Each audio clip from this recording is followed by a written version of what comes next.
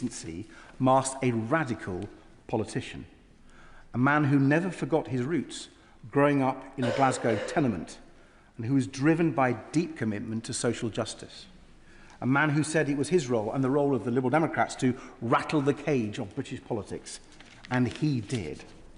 Especially, as you said, Mr. Speaker, when it came to foreign affairs and defence, on which he led for our party for over 18 years, including, of course, in the lead-up to and after the Iraq War. I remember how difficult a decision it was for us to oppose that war. It felt like we were going not just against the government, but taking on the full might of the British state and the United States too. The way Ming tackled it, with his typically steady, forensic, lawyerly approach, gave us both the confidence and resolve to speak up strongly for what we believed.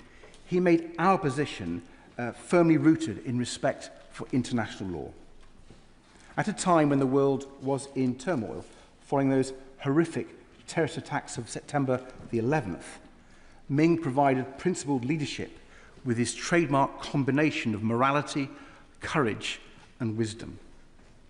And he continued to do so, whether as leader of our party, a respected member of the Intelligence and Security Committee and the Foreign Affairs Select Committee, and in the other place. I benefited greatly from Ming's advice and guidance over more than 30 years, and turned to him often about foreign affairs in my own time as leader. I will miss his wise counsel, as I know many of us will. But more than that, he was an incredibly warm and caring friend, a colleague with such generosity and humour. He called his late wife, Elspeth, his rock, and she was always by his side, mostly with a cigarette. And they were such good fun and such great company. It was once said of Ming that he runs the risk of giving politicians a good name. Well, he certainly did that. His passing is a moment for us to consider how we are all viewed as politicians and what changes we could make, both individually and collectively, to further the cause of good, decent, hopeful politics, something that Ming embodied entirely. Ming Campbell was a dedicated public servant, a tireless champion for Fife, St Andrews and the United Kingdom, and a true Liberal giant. I know all of us in the Liberal Democrat family and across this House will miss him terribly. Point of order, Prime Minister. Thank you, Mr. Speaker. On a point of order, everyone in this House knows what an honour it is to represent our country. But for most of us, that appreciation comes from the rather sedentary position on these benches, not from the international running track, where Lord Campbell of Pittenweem first represented Great Britain at the Olympic Games in Tokyo in 1964. He remained quick on his feet, Mr. Speaker, as a barrister before becoming an MP, where I'm told he made the most of his talents by sprinting door to door whilst canvassing. Ultimately, of course, he became a respected voice on foreign and defence affairs, becoming leader of the Liberal Democrats. This was despite many overtures from one of my predecessors, his old Glasgow University friend, John Smith, to join the Labour Party as a young man. No, Ming, as many came to know him, was determined and he knew his own mind. And he was authoritative on the subjects that he was passionate about. So it was no wonder that he had the respect and admiration of colleagues across the House, who recognised his wisdom and unfailing kindness. Over 28 years of service as a member of this Parliament. Today we remember his commitment to Scotland, in particular, of course, to Fife, championing its industries, from fishing to, in his case, flying, as well as becoming Chancellor of St Andrews University, where he spoke of his joy at meeting students and young people full of hope for the future, a future he had done so much to shape. Mr. Speaker, it was a full life, well lived, alongside Elspeth, his beloved wife of more than 50 years. We are all enriched by his sense of duty and commitment to this country. He stands in the finest traditions of this House. And so, Mr. Speaker, it is a privilege, on behalf of these benches, to pay tribute to the Flying Scotsman. May he rest in peace. Point of order, come back. Thank you, Mr. Speaker. And on that point of order, and on behalf of the Conservative Party, I would like to add my voice to the tributes paid today to Lord Campbell. I had the pleasure of meeting Sir Ming Campbell, as he was then, just once, backstage, before any questions. He was very courteous, very curious, and very earnest. We all know how well respected he was across this House, not least because of the efforts he made to work cross-party, especially on international matters. Mr. Speaker, he was a man with a clear sense of right and wrong, committed to doing the right thing, even when it was difficult or unpopular. So I very much hope that his legacy of careful thought, integrity, and public service endures. And on behalf of myself and my party, I extend heartfelt condolences to Sir Ming's family, to his party, and to all those who knew him and loved him. Point of order, John MacDonald. For those of us who were here during the debate on the Iraq War, on all sides, I want to thank Min for the legal advice that he provided us and the way that he addressed that debate, because he did so without seeking any party advantage. He simply set out the legal principles upon which he was making the decision, and he did so with compassion and, as I said, with a recognition of the moral duty that we all had. Many of us agreed with him and voted with him. Many didn't, but everybody respected his judgment as a result. I believe he was a model MP, always speaking and voting on the basis of his conscience and the interests of his constituency and the country overall. He'll be greatly missed, but I think his lesson will remain with many of us throughout our own parliamentary careers. Point of order, Father of the House, Redwood Lee. As a Conservative, I also want to join our Liberal friends in paying tribute to such a gallant and charming gentleman. Probably his least successful period in this House was as leader of his party. Perhaps he was just too nice. Perhaps he could see both sides of the question.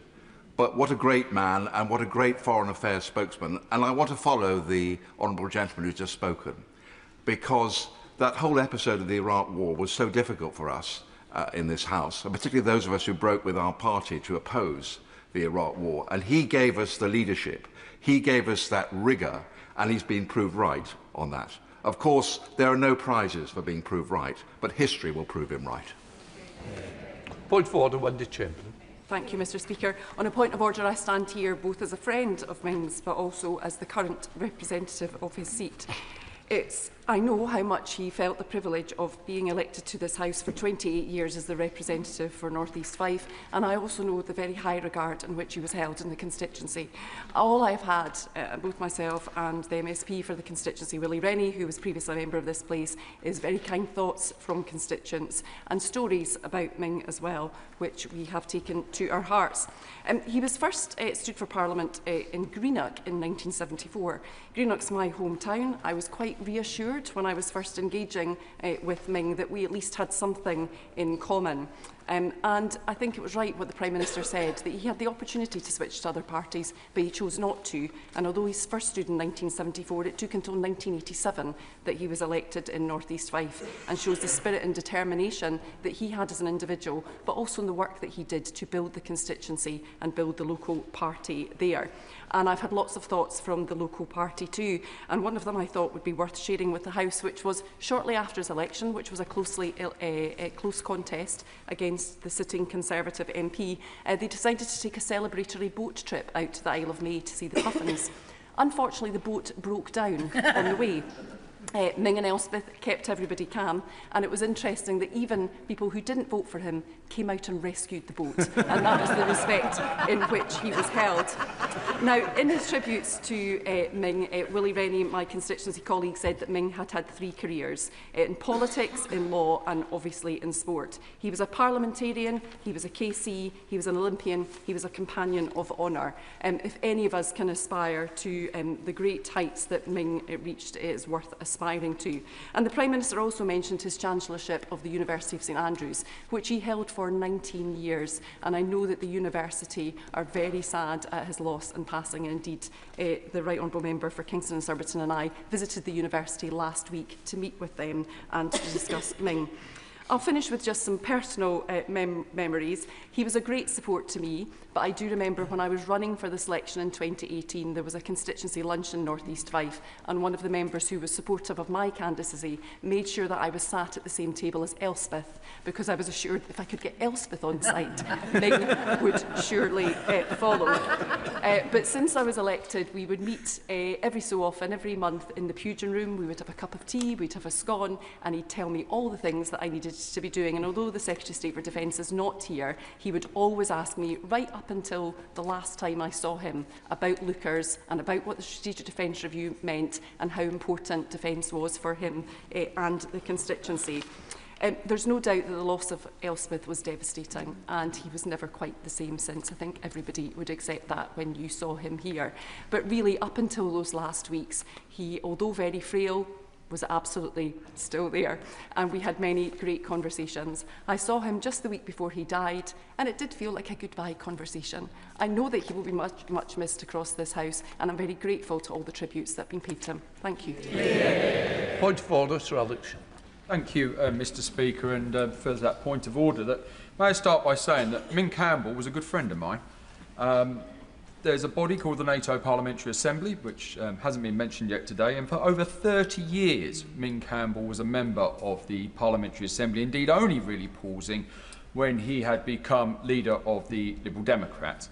And when I joined that body in 2015, it becomes apparent almost immediately of the respect that Ming Campbell was held with across the entire alliance, indeed with so many partner countries almost across the world. It didn't matter if we were meeting presidents, prime ministers or even royal families. Ming would come into the room and greet the King of Spain, maybe, in the same way he would greet somebody in the tea room, and that respect shone through. I remember very clearly when he was chairman of some of the several committees, and sometimes there are allies who maybe don't quite see eye to eye and got into some really heated arguments within the committee. Ming simply hit the table and said, "Enough!" And the silence fell. That was the level of respect he had, and that was the level of respect he was dealt with. He, during the coalition years, was able to be appointed as leader of the United Kingdom delegation to the Assembly. When I had the honour of taking on that role, I don't think many weeks passed where I didn't telephone Ming on his mobile phone and say, "Ming, I need some advice on this difficult situation that was happening," especially during the COVID years when we were trying to work out how we were going to make the annual assemblies and spring assemblies work online. Ming was always there with sage advice on how to lead our delegations. But doing international bodies, one thing which is true, I'm afraid, is that we spend an awful lot of time in airports, especially when flights are delayed. And Ming always had a story, and they were genuinely fascinating. And it's been mentioned about his legal career. And one particular story I like, because it showed his quick wit, his able to move swiftly on his feet, which I understand for a QC as he was quite important. Being able to quickly adapt. And he said he'd been prosecuting a defendant who had caused a fray for a drunken disorderly. And he said, he put the question, "So how much had you drunk?" And apparently this defendant said, "Oh, about only 8 or 9 pints. He said he paused and he said, "Are you meaning to tell this court that you drank a gallon of beer and you don't consider that to be very much?" He said at that point, he said, "I knew I had him." And he would tell so many stories, and not least, Mr. Speaker, he was very proud of his time in San Francisco, where he was training to be a top sprinter. He said, academically, it didn't go quite as well as it should have done. He said, "I think I just spent far too much time at the track." Mr. Speaker, he was enormously respected across the world, as I've said. He was a great friend to me. He was a great sage. His politics were clear, but his party allegiances didn't matter when it came to important roles of state and the intellectual rigour that had to be brought to some of these important issues. Mr. Speaker, I will miss him. I know a great number of people in this House will miss him. He truly was a giant of British politics. Point of order, Stephen Gathens. Mr. Speaker, I had the distinction of succeeding Ming Campbell in this place, and whereas he probably wasn't unhappy that I'm not his current successor, he spoke so highly of his current successor, I have to say how highly I thought of him. But more importantly than that, I've heard so many nice stories today about his role globally, but I'm sure as a member for North East Fife has already reflected so beautifully. He was so highly regarded locally. And when I took over from him, it was difficult to go to any of one of the 99 communities in his constituency where there was not a story or there wasn't somebody that was helped. Also, as a colleague at the University of St Andrews, he was an outstanding Chancellor and colleague. So I wanted to pay a tribute, somebody that I may not have agreed with, but when we have that precious commitment, the precious relationship between constituency and Member of Parliament, no one better replicated that in his day-to-day work. And I wanted to pay tribute to a European, an internationalist, but more than that, an outstanding local representative. Point of order, Tim Farron. Thank you, Mr. Speaker. On a point of order, I would wish to add my words of tribute to my friend Ming Campbell, who had an impact on me long before I met him. 1987 was the first general election I was active in, and no offence to any Liberal MP at the time, and there's none of them here present, very impressed. Ming Campbell struck me as not being like other Liberal MPs. He looked like he could actually run the country and had a gravitas.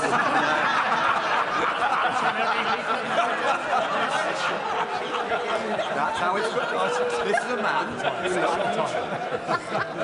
I'm pretty sure that's what I said to my mother in the early hours. Whatever it was, you'll know what it was. On the 12th of June, I think, 1987, when he gained North East Fife from the Conservatives, you look the real deal. You look incredibly competent. And of course, in the years that followed, he demonstrated that. We've talked about the Iraq War, but what Ming Campbell did, yes, applying his legal expertise and his insight into international law as well as the law of this land, was a connection between what is often thought as this esoteric business of human rights. Human rights are about human duties. It's about making sure that nobody is above the law, no Prime Minister and no President. And he made that clear and indeed cross over into public consciousness in a way which was really very, very remarkable. I then realised I had a connection with him. When I met my wife in the 90s, Rosie, it turned out that her now sadly late father, Mark Cantley, opened a bowling with Ming at Glasgow Hill Head, and they hadn't spoken to each other for like 30-odd years until Ming came to do a talk at the University at Ambleside when I was shortly after I'd been selected, and the two of them continued a relationship and a friendship until Mark's passing just 2 years ago. In 2005, when I was elected, the late, great Charles Kennedy was meant to be doing the constituency visit to Westmoreland. His son was born the night before. Ming got drafted in, and at the last minute did 2 visits for me. And when you win by 267 votes, every single thing counts. I have him to thank for that. He became leader in 2006, and I had the honour of serving as his PPS during that time. What insight did I get into that? The fact that he was obsessed with sport and with running. And despite the fact this is a man who could run 100 metres in 10 seconds, he was incredibly generous in hearing the stories of somebody who was a 10th-rate fell runner. In my time as leader, he was a great source of advice, great source of wisdom. And then after that time, he and his wife, Elspeth, who we've mentioned, would regularly come on holiday on Ullswater, and they'd always make a point of coming to do a visit in Westmoreland, whether we asked them or not.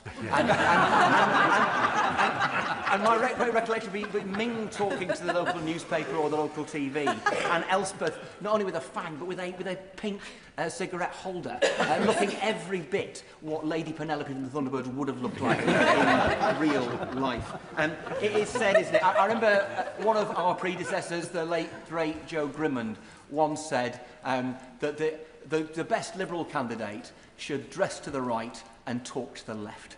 And Ming Campbell bore all the airs of being an establishment figure and was a radical to his dying breath. He was kind, wise, decent, talented, loyal. He was my friend, and I miss him. Point of order, Sir Julian. Thank you, Mr. Speaker. On a point of order, I would like to state that Sir Ming Campbell, as he then was the perfect example of how it's possible to disagree with another parliamentarian on a key issue and yet work side by side on other issues without any rancour or any reservation. My dealings with him didn't get off to the best start. We were generally on opposite sides of a debate about the replacement of Trident submarines and the replacement of continuous at-sea deterrence by part-time patrols. Nevertheless, once we got to know each other better on the Intelligence and Security Committee, we found ourselves making common cause on such issues as the safeguarding of the vital BBC monitoring service for the future, the need to enhance spending on defence with an improved defence budgeting priority, and above all, the folly that could have happened of Britain militarily intervening in the Syrian civil war. In short, Ming brought courtesy, style, courage and grace to public life to the benefit of society as a whole. Order, Christine Jolly. Thank you very much, Mr. Speaker. On a point of order, I would also like to pay tribute to Ming Campbell, who, although I met him personally in later years, his political influence has hung over my entire adult life. As an 18-year-old student at Glasgow University, I heard about these three great figures of British politics who had studied together and been great friends. Donald Dewar, who became the First Minister of Scotland. John Smith, whose legacy as leader of the Labour Party is well respected. And of course, Ming Campbell. And it was his persona, his influence, his attitude to politics, his integrity, which I found influenced me, and was one of the things which pulled me towards the Liberal Party as it then was. But the first time I came across him personally was years later, about a year after he had stepped down as leader, when I had to make my maiden speech to the Scottish Conference and discovered that I was speaking on a motion being proposed by Ming Campbell. It was, of course, it comes no surprise to many, about Lookers, RAF Lookers, its future, and what we needed to do to defend it. And that was a kind of thread that ran through it. But then in 2017, when I was standing in Edinburgh West, he came and launched my campaign, helped me up onto a chair so that everybody could see me, and was just, there to be supportive. And I learned a lot about his kindness and thoughtfulness a few weeks later when my husband died. And Ming took the time to take me aside and make sure I was okay and that I had the support I needed to get through the campaign. Most of all, though, I enjoyed my chats with him on a Monday in the departure lounge at Edinburgh Airport. He always had a tale to tell, and he always had a kind word for my Scotsman column. And my team in the office were endlessly amused by how pleased I was that Ming Campbell had even read it, never mind agreed with it. He was in many ways, with that integrity, kindness, thoughtfulness that everyone's spoken about, an example that we should all live up to and try to aspire to. There's a certain restaurant in Pimlico, which I'm sure many of my colleagues are aware of, that many of us introduced to by Ming Campbell and think of him every time we go there. And I think we will the next time as well. We may make a point of going there and raising a glass to someone who's not just an example of what we should be, but perhaps of what the world needs now more than ever amongst its politicians. Gavin Robbins. Thank you very much, Mr. Speaker. In a point of order, I think it is appropriate that I, on behalf of the Democratic Unionist Party, and indeed I trust all Northern Ireland parliamentarians, that we extend our condolences to the Liberal Democrats and extend condolences to the colleagues who knew Ming Campbell better than I did. I first came across Sir Ming when I was at school, and he became leader when I was at university. And for me, it wasn't his prowess or his intelligence, it wasn't his ability to launch an argument, it was his name that struck me, Ming. I knew of no other Mings than Ming the Merciless. And yet we got to know Ming the Merciful. And we got to know Ming the politician who stood and achieved the respect of colleagues right across this House. He was a sincere unionist, an avowed Scot and a true parliamentarian. And I just take this moment in time to pass on our respects for his life and a tribute to his legacy. Thank you very much, Mr. Speaker. On the point of order, I'm sure that Ming will have been delighted with the tributes paid to him today by the Prime Minister, my right honourable friend for Kingston and Surbiton, and many others. And just as importantly, Elspeth will have been equally delighted, and she will have been raising a glass of champagne in celebration. Ming is remembered as a brilliant and successful athlete and an accomplished, distinguished advocate. He was a real fixture in this House, completely authoritative on foreign policy and defence matters for more than 2 decades. Less well remembered is that it took him three elections and a decade to get elected to represent Fife, which he held then for 28 years. So he was sympathetic and hugely supportive of my similarly numerous efforts to win in Wokingham. For all that patrician charm he deployed to win over judges in court, he was also a savvy street campaigner who could be underestimated by his opponents at their peril. On one of his many visits to Wokingham, he was asked by a local journalist, "Why do you visit Wokingham so often?" His reply was, "I have invested so much in this young man."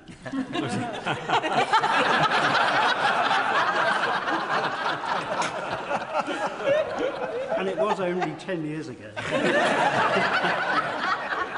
I am determined to see that he is successful. And he was delighted when that investment paid off last July. He was very generous with his time and his advice. He was a very warm and generous friend to me, to my family, and to many colleagues, and many, many friends that he made in Wokingham along the way. He will be fondly remembered by everybody who knew him well. And by wide agreement, Ming is probably one of the nicest people to ever lead a political party in the UK. Point of order, Conway. Mr. Speaker, on a point of order, it's an honour to follow the tributes of so many across the House. Ming Campbell was an inspiration to me and to many others who admired his integrity, courtesy and tenacity. I was lucky to have known Ming all my life, and I know how much his death will be felt by his family and the many friends who loved him. I share their grief. Ming's athletic achievement showed a man determined to work hard and make sacrifices to push himself to the limits. His international success has already been mentioned, but I also remember him in his mid-40s at that point, saying with some feeling that the annual school sports day had become a major focus, since he was the one the other dads wanted to beat in the father's race. Behind that gracious facade, there was a true competitor. Ming was one of that remarkable generation of Glasgow University debaters from all parties who strove for a better society. Across a lifetime in politics, he maintained close friendships with those of other parties, yet he was clear on his politics. Ming's tenacity was shown in his dedication to Scottish liberalism, working hard to win the North East Fife seat on his 5th general election. And Ming served our party for many years as Foreign Affairs spokesperson. With his distinctive, eloquent delivery and his disarming courtesy, Ming could easily be underestimated by some as an orator, not an actor. Yet his principled approach to the Iraq War demonstrated his courage and steel. He did not shirk from doing the right thing. For Ming, international liberalism was not an abstract ideal, but a set of practical moral obligations. As we say goodbye to a much-loved parliamentarian, we also remember a private man. Ming's marriage to Elspeth was the anchor of his life. The last time I saw Ming, he spoke with love and feeling about Elspeth. He was continuing his life's work in Parliament, but it was clear that he felt acutely that he was continuing it without his life partner. Theirs was a truly devoted partnership. Ming Campbell lived an incredible life as an athlete, advocate, political leader and loving husband. He was a lifelong liberal whose principles drove his choices. He is rightly remembered with admiration and affection today across the House. He will be sorely missed. Yeah. That completes the tributes. We now come to the statement. Prime Minister. Thank you, Mr. Speaker. Before I update the House on the peace process in the Middle East and my trade visit to India, I want to put on record in this House my utter condemnation of the vile anti-Semitic terrorist attack at the Heaton Park Synagogue in Manchester, which killed 2 Jewish men, Adrian Dalby and Melvin Kravitz. Mr. Speaker, anti-Semitism is not a new hatred. Here in Britain, Jews have had to deal with the shameful reality that their buildings, their way of life, their children need extra protection. We must also be crystal clear that while this was an attack on Jews because they were Jews, the Islamist extremism that motivated this sick individual is a threat to every citizen of this country, an attack on British values, British security, and the British decency that holds our communities together. Moreover, Mr. Speaker, we can see clearly that anti-Semitism is on the rise in Britain once again. So we will scale up the protection we provide for Jewish people. We will set out new measures to prevent hatred abusing the democratic right to protest. We will stop at nothing to root out anti-Semitism. And Mr. Speaker, the same applies to the arson attack on the Peacehaven Mosque. An attack on British Muslims is also an attack on us all. So we condemn this despicable crime and the poison of anti-Muslim hatred. We will fight against hate in all its forms. Mr. Speaker, let me now turn to the Middle East, and words I have longed to say in this House for a very long time. The surviving hostages are free. Yeah. The bombardment of Gaza has stopped. Yeah. And desperately needed aid is starting to enter as a result of the peace plan led by President Trump. We have the chance, and it is a chance, to bring a terrible chapter in history finally to a close. Mr. Speaker, it's a moment of profound relief for this House, for this nation, indeed for the whole world. But it is tempered, of course, by the knowledge that for the hostages and their families, for the loved ones of those killed on October the 7th, and for the innocent civilians in Gaza, the dead, the bereaved, the starving, this has been 2 years of living hell. I think of Avinatan Orr, who has family ties to the United Kingdom, returned at last to his family and to his girlfriend, Noah. Avinatan and Noah were taken from that music festival 2 years ago. The footage of their abduction, filmed by Hamas, evil, committed to camera.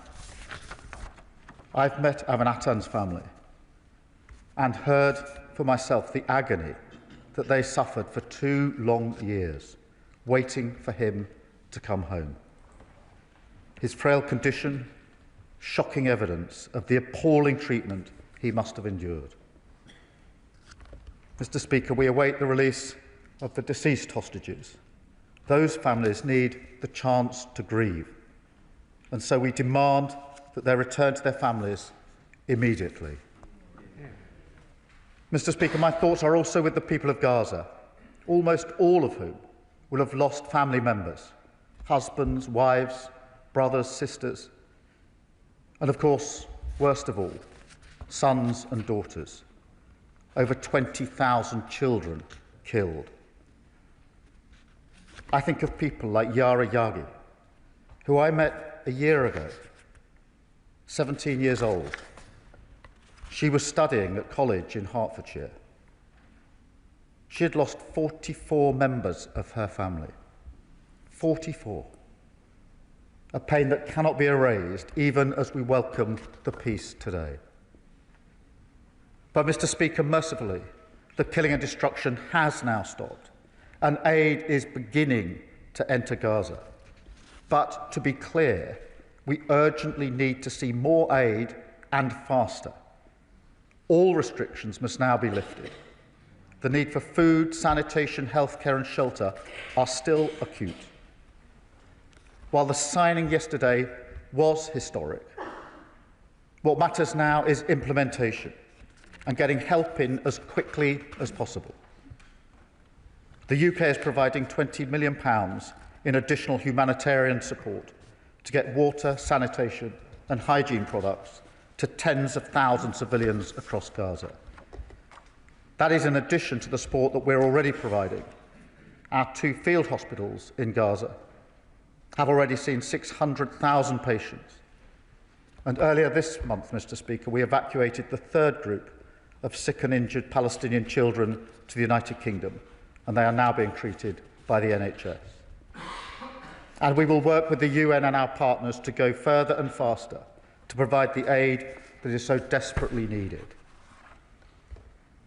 And, Mr. Speaker, let no one be any doubt that none of this would have been possible without President Trump. This is his peace deal, delivered, of course, with President Sisi of Egypt, the Emir of Qatar, and President Erdogan of Turkey. Alongside our partners, we have also offered the UK's full support to these efforts. Mr. Speaker, we've worked behind the scenes for months with the US, Arab and European nations to help deliver a ceasefire, get the hostages out, get aid in and secure a better future for Israel, Gaza and the West Bank. I am proud of our contribution. And, Mr. Speaker, we are in a position to play this role precisely because of the approach this government takes. And, Mr. Speaker, that does include our decision to recognise the State of Palestine, because this move, taken alongside our allies, France, Canada, Australia and others, helped lead to the historic New York Declaration, where for the first time the entire Arab League condemned the atrocities of October the 7th, urged Hamas to disarm and, crucially, demanded that they end their rule in Gaza. But, Mr. Speaker, let me be very clear. While we celebrate the relief of peace today, making that peace last will be no less difficult a task. Along with our allies, our absolute focus in the days and weeks ahead is the relentless implementation of this peace plan. That is no small challenge. And so we stand ready to deploy our diplomacy and expertise in 3 key areas. First, to support the reconstruction of Gaza. It is an immense task. The devastation defies description, and it will require a truly international effort. But we are ready to play our part, starting with a conference here in the United Kingdom this week, hosted by my honourable friend, the Minister for the Middle East. Second, to support transitional governance arrangements in Gaza. We will continue to work closely with the Palestinian Authority on the vital reforms that they need to make. And third, to help ensure security in Gaza through a ceasefire monitoring process, planning for the International Stabilisation Force. And, Mr. Speaker, drawing on our experience in Northern Ireland, we stand ready to play a full role in the decommissioning of Hamas weapons and capability. Because, as this House knows, there can be no viable future for Gaza, no security for Israel, if Hamas can still threaten bloodshed and terror. So we will work to put that threat out of action for good. Because, Mr. Speaker, this is the first real chance we've had at a 2-state solution since the Oslo Accords over 3 decades ago. So we are fully committed to this, because a safe and secure Israel, alongside a viable Palestinian state, is the only way to secure lasting peace for the Middle East. And I've been clear all along, Mr. Speaker, that must be our goal. So we will work now to follow through on the 20-point peace plan and deliver it in full, including by supporting a dialogue to agree on a political horizon for peaceful coexistence. Finally, Mr. Speaker, I want to update the House on my discussions with Prime Minister Modi last week in Mumbai. India is a growing force on the world stage, on track to have the third largest economy by 2028. So, in addition to the bond we already share, the living bridge of family and history, we are also united by the future and the incredible opportunities that we see before us.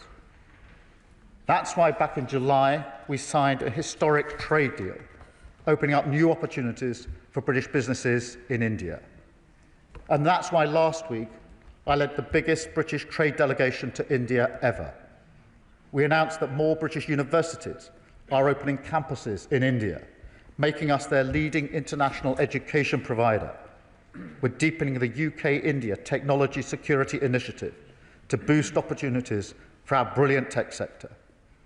And we announced new deals and investments, including in advanced manufacturing, defence, car production and Bollywood filmmaking here in the United Kingdom. These investments into the United Kingdom are worth £1.3 billion, and, Mr. Speaker, they will create 10,600 jobs. This is real change that people will see in their communities up and down the country. I set this out, Mr. Speaker, because it again speaks to our approach on the world stage, as do our deals with the United States and the EU, and the approach we bring to crises and conflicts as well. Because instead of threatening to walk away or indulging in the cheap political theatre that comes from castigating our allies that we need to deliver peace and economic stability in a dangerous, volatile world, we stay in the room, we trust in diplomacy, and we back the reputation, talent and pride of this country to change the world to the benefit of the British people. A politics of national renewal that works with our partners rather than against them, that solves problems rather than exploits them, and that believes our openness to the world is what helps us take control of our future, rather than shutting the door and hoping for the best. That is how this government delivers for Britain, Mr. Speaker, and I commend this statement to the House. Leader of the Opposition, Kemi Bedro. Thank you, Mr. Speaker, and I'm grateful to the Prime Minister for advance sight of his statement. I remember almost 2 years ago meeting 3 mothers whose children had been stolen from them on October 7th and held captive in terror tunnels. They were living a nightmare unimaginable for any parent. Many of us on these benches have met hostages, their families, heard their stories, and supported them. Yesterday, it was truly momentous to finally see the return of the 20 living hostages who are now back home in Israel after over 730 days in terrorist captivity. The hostages released yesterday showed superhuman endurance in the face of evil, and we send every best wish to them and their families as they begin the process of rebuilding their lives. Yeah. We also mourn those hostages killed by Hamas and continue to call for all their bodies to be returned to their families. Mr. Speaker, we must never forget what happened on the 7th of October 2023. The abduction of men, women, and children was a calculated cruelty to break body, mind, and soul after inflicting the mindless horror of rape and murder. There is no cause, no grievance that can ever justify what happened that day. I, for one, will never forget. And the response from some in the West, the equivocation, the indulgence in whataboutery, and the drawing of false equivalence shows how far moral clarity has eroded. And we have got a job to do here at home, Mr. Speaker, to fix this. So on these benches, we stand alongside Israel in our shared fight against Islamist terror. The conflict could have ended a long time ago if the hostages had been returned. So many Palestinian lives have been needlessly lost because of this war. Mr. Speaker, Hamas is a genocidal terrorist organization. A sustainable end to the suffering of civilians in Gaza means the complete eradication of Hamas and the dismantling of its terrorist infrastructure. Even now, we know that Hamas is still killing Palestinians in Gaza. The initial phase of the US-backed peace plan represents a significant breakthrough. I want to thank the US administration, President Trump, and regional mediators for having secured this outcome. They put in the hard yards and found solutions, making clear that all progress would depend on the release of the hostages, a condition that some other governments forgot. Mr. Speaker, with this peace deal, there is much to be hopeful for in the Middle East. If the Abraham Accords are expanded, a new age of peace will have arrived. We will see diplomatic normalization of Israel with the Arab world, something many of us have longed to see. And it saddens me that the Prime Minister's statement does not appear to show that the UK was at the heart of any of these efforts specifically. It is quite clear that UK relations with Israel have been strained by the actions of this government. Their view, and they have stated publicly, is that it looks like under pressure from his own backbenchers, the Prime Minister has taken the wrong decisions, time and time again, diminishing our influence in the region. They can shout shame as much as they want to, Mr. Speaker. Within weeks of Labour coming into power, they decided to restore funding to UNRWA. We haven't forgotten. An organisation, they say yes, that's an organisation whose members assisted in the kidnapping of these hostages, the release which we are celebrating today.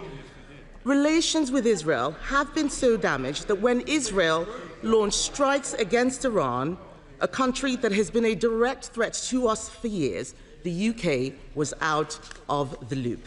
They may not like it, but it is the truth. And then, in a move praised by Hamas, Labour decided to recognise a state of Palestine with no condition to release the hostages still held in the tunnels of Gaza, rewarding terrorism. They may chant it from a sedentary position. I will remind them of what the former British-Israeli hostage, Emily Damari, said. She called it a moral failure. I'm surprised to hear the Prime Minister say in his statement that it was a contribution to this peace deal. We all know that the US Secretary of State, Marco Rubio, condemned this recognition, saying it had made ceasefire negotiations harder. That is what the US said. The truth is, as historic events have unfolded in the Middle East, Britain has been out of step with the US.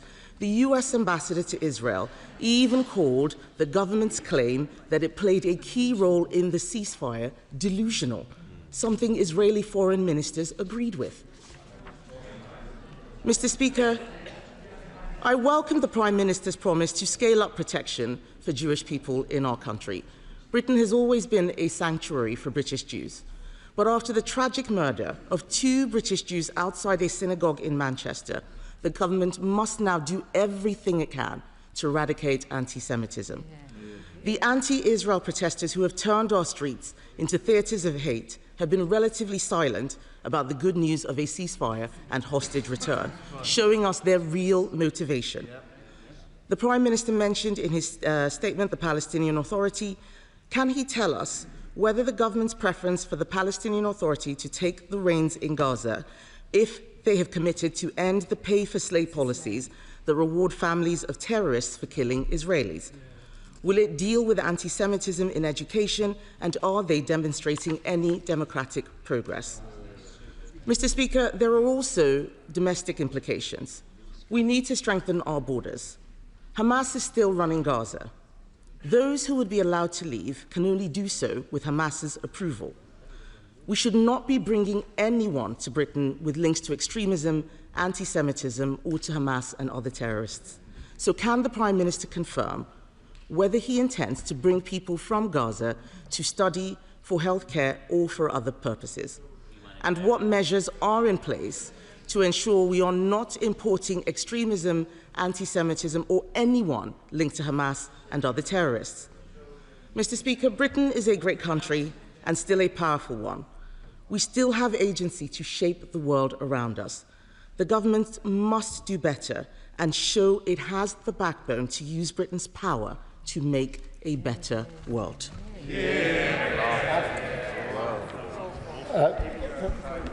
Can I thank her for the words she said about the hostages just a moment ago, and I know how heartfelt they are. I was surprised and saddened that she spent more time attacking what we actually did to help the process than even mentioning the humanitarian crisis in Gaza, without setting out in terms the number of people that have been killed, that are starving, been subjected to denial of aid, when the immediate task for any serious government is to work with allies to get that aid in at speed. I would have expected at least an acknowledgement of that terrible situation. It shows yet again just how far her party has slid from serious statesperson approach to diplomacy. This is not the time for a fight about what role any individual played. I am proud of what Steve Witkoff said about our National Security Advisor. He was negotiating this. He knows absolutely the role we played, and this House should be proud that we played that role. We played that role only because of the relationship that this government has with the Trump administration. We are a trusted partner working both before this peace deal and afterwards. And yes, I did discuss recognition of Palestine with President Trump when he was over here. That's what grown-up, responsible partners do, unlike the discussion here. And I'd stand by my words that the first time in New York was the first time that other countries in the region were clear in their condemnation of Hamas. That was a key and important aspect of what has now happened. In relation to her questions, she will know from the reforms that have already been committed to, that the Palestinian Authority and any elections will not tolerate any election of individuals or parties that are not committed to a peaceful process. That is an absolute red line. It is part of the agreement. It's what we've been talking to other allies about for a very, very long time. On healthcare cases, yes, as I reported, we have had healthcare cases coming to the United Kingdom and students, and of course we're extremely careful in the checks that we carry out on everybody that comes to this country. But I return, Mr. Speaker, to the fact that this is a historic deal. It is important for the region, it is important for the world, it is to be celebrated across this House because of the relief it brings to the hostages and their families in particular, and to the many thousands of people in Gaza. And I was, as I say, surprised and saddened that she overlooked what to me is a really important part of the resolution of this conflict. Chair of the International Development Committee, Sarah Chen. Thank you, Mr. Speaker. And can I thank the Prime Minister, his ministers and all the officials that I know have been working behind the scenes incredibly hard for the last 2 years to get to this historic point. He is right, it is a chance of peace, and I am nervous for the next stages, but it is definitely a chance to get aid flooding into Gaza. I wonder if he could give us some more details about how in practice that will happen, with Israel controlling all of the borders. I also wonder if he could speak about the role of UNRWA. And can I say to the Leader of the Opposition, UNRWA is a UN organisation that acts as the local authority, providing education, providing medical, providing sewage, doing the desalination. And it is an organisation central to supporting the Palestinians facing starvation and dealing with the consequences of genocide. Can I urge the Prime Minister to continue to rally the international community to put pressure on Israel to let that aid flood in, and also to make sure the Palestinians are central in the future of their communities? Well, can I thank her for her hard work over many years on this issue, and thank her for raising the question of aid. Madam Deputy Speaker, the critical test of the next few days and weeks will be whether that aid gets in.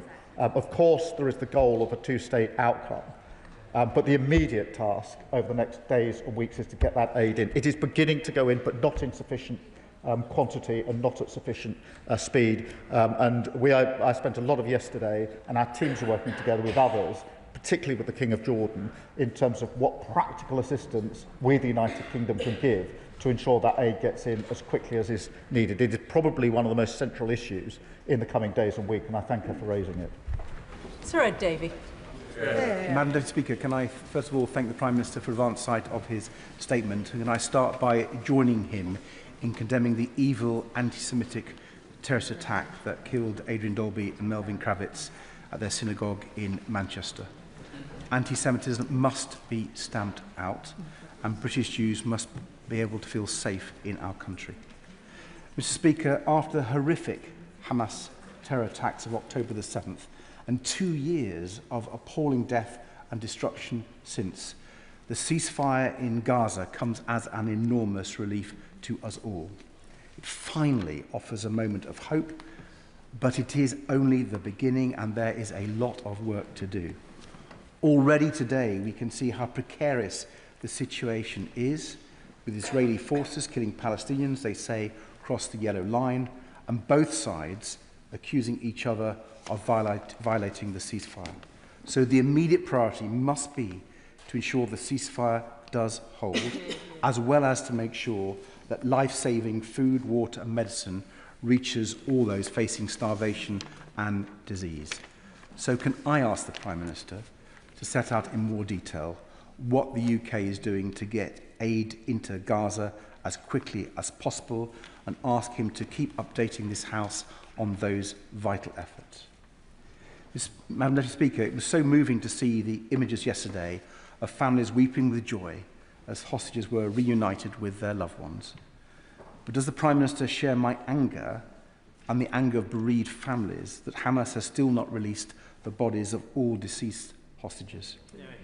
These terrorists captured innocent people, held them hostage and killed them, and even now they deny their families the chance to bury them and mourn them properly. Palestinian families are starting to return home too, but for many, their homes are now rubble, and the process of rebuilding will be long and difficult. A ceasefire is not the same as a lasting peace. Only a two-state solution can deliver that. So welcome the Prime Minister's decision to finally recognise Palestine last month. And can I ask him what work he is doing with partners to help build a viable Palestinian state that can live peacefully alongside Israel? And has he spoken to President Trump and Prime Minister Netanyahu to make clear that the expansion of illegal Israeli settlements in the West Bank must stop? Israelis and Palestinians have suffered unimaginable trauma. Much of it will never be healed, but today they can at least begin to hope that their children will go free of this appalling cycle of violence. Well, can I thank him for the content and tone of his response.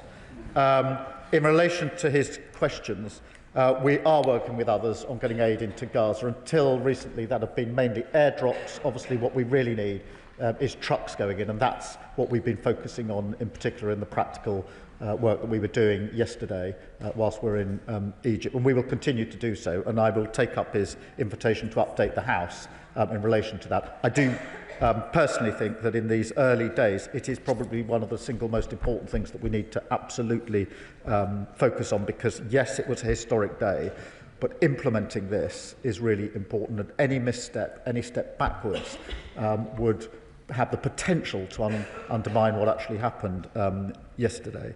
In relation to the bodies, I absolutely agree. They must be released.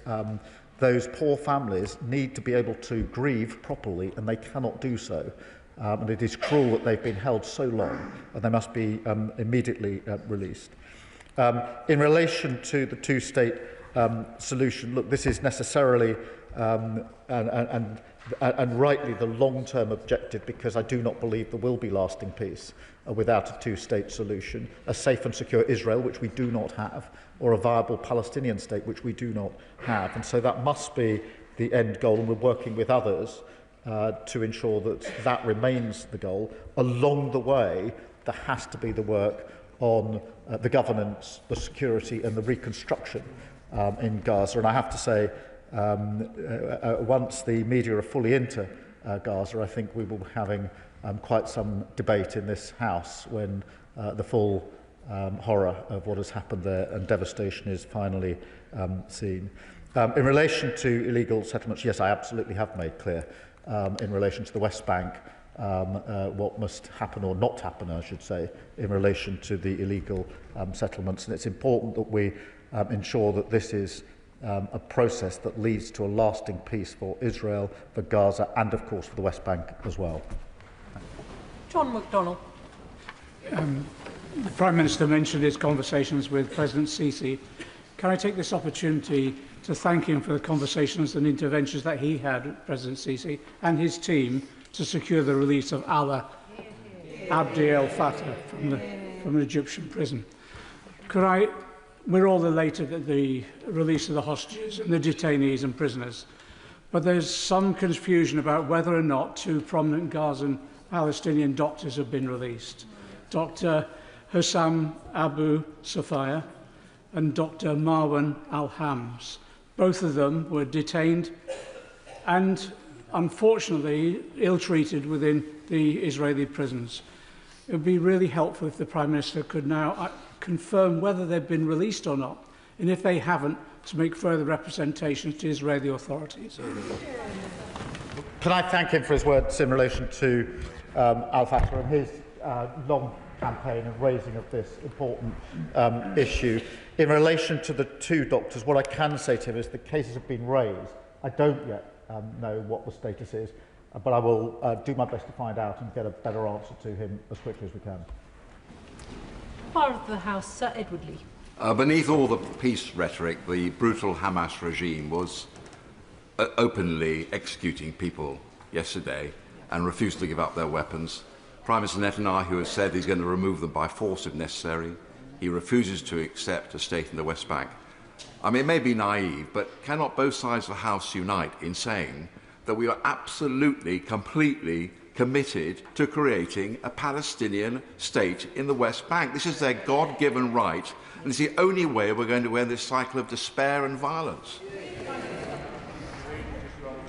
That sounds like the old Tory party I used to know, and I'm really pleased to hear it, because it is only, in a sense, by uniting across this House in the face of a conflict that's gone on for far too long and being clear-eyed about the only way there can be peace that is lasting, that we will be able to play a full part as our country in bringing that about. And I welcome the old tone and the old content that I just heard. Melanie Ward. Thank you, Madam Deputy Speaker. The emotional scenes in recent days in Palestine and Israel are proof that only politics and never violence can bring security to the people of the region. And accountability for the heinous killing that has taken place must be part of the future too. As someone who, as a then aid worker, stood in a hospital in Gaza last year, I know that the UK can play a key role in rebuilding Gaza's decimated health system. Will the Prime Minister meet me to discuss this? And will he convey the thanks of these benches to the National Security Advisor, who has played a truly vital role in making this ceasefire happen? Not for the first time, the Leader of the Opposition has no idea what she's talking about, and her backbenchers know it as well. I thank her for that contribution, and I do acknowledge the role that National Security Advisor played, and it's important. It's a typical UK role, which is quiet, behind the scenes, diplomatic, but bringing around really helpful steps towards the desired end. I will make sure she gets a meeting with the relevant minister on the other issues. Sir Andrew Mitchell. Thank you, Madam Deputy Speaker. Was not yesterday an historic and much longed-for day for which this government and the last one have worked tirelessly since the dreadful events of October the 7th? Does the Prime Minister agree that just as real progress at Oslo was made on the back of the Intifada, so now we must use the exceptional connections and deep historical knowledge that Britain has throughout the region to help secure a definitive resolution for the Middle East problems that have disfigured the world and poisoned the well of international progress and opinion for so many generations? Well, can I first acknowledge the role that he played in office just before the election and what he brought personally to the table in relation to this, and the cross-party way in which he worked to ensure that the House as a whole could bring to bear pressure to bring about change. He's right about the goal that we need to achieve and the way that we want to achieve it, and so I wholeheartedly agree with him. Thank you. Clive Efford. Thank you, Madam Deputy Speaker. Can I start by saying to the Leader of the Opposition, not every statement in this House is an opportunity for political knockabout. And this is one of those occasions that required a statesperson. Can I ask my right honourable friend, that there are reports that there are militia groups seeking to gain control of certain areas within Gaza. What can be done to make sure that it's the people of Palestine that determine their future and not the biggest gangs? And what can we do about this situation? I thank him for raising this issue, and there are concerning reports of what gangs are getting up to, and the immediate next steps need to be, on the one hand, aid into Gaza, but also the question of better security arrangements into Gaza. I think that has to come in two stages. The stabilisation force will take some time, but it needs immediate steps to stabilise the situation now. Stephen Flynn. Mr. Speaker, may I begin by expressing relief at the release of the hostages, but anger that so many have not lived to see this day. Relief that Palestinians are not sheltering from the skies today, but anger that so many have not doing so without friends and family by their sides and with homes to return to. So as we all embrace that collective relief, let us not forget that access to aid is essential. Access by the world's media and investigators to document crimes against humanity is essential. A two-state solution is essential. Accountability is essential. And it is with those words in mind that I say to the Prime Minister what I said to his predecessor 2 years ago. History will judge us by our response and by our actions. Up till now, on too many occasions, we have failed. Let us not do so anymore. Well, can I agree with him that aid is the immediate issue? I agree the media absolutely needs to be allowed in to document what has to be seen. And on a two-state solution, of course, there has to be accountability. Paul Moore. Thank you, Madam Deputy Speaker. Can I thank the Prime Minister for his statement, and can I warmly welcome the ceasefire, both for the beginning of the end of the suffering of the children of Gaza and also for the release of the hostages, one of whom is Nimrod Cohen, whose brother I met in Jerusalem early this year and whose family are eternally grateful for everything that this country and the United States have done to secure their release. Sure. But can I also thank the Prime Minister for his emphasis today on the need to flood Gaza with aid, something we've not seen at all adequately until now. And does he agree with the UN's Tom Fletcher that more governments need to urgently fund the UN's flash appeal for the occupied Palestinian territories? Absolutely. Well, I thank him for his question, and I agree that flooding aid is the essential next step, and I took the opportunity to have a discussion with Tom Fletcher yesterday about what more we could do in that regard. Kit Malthouse. Madam Deputy Speaker, setting aside the fact that we find ourselves in a situation where conditions have been placed upon the cessation of the annihilation of an entire people, or the strange delineation between hostages on one side and prisoners held in administrative detention on the other, we should, of course, all, as the Prime Minister said, express profound relief at the end of the killing, not least of one child every 45 minutes for 2 years.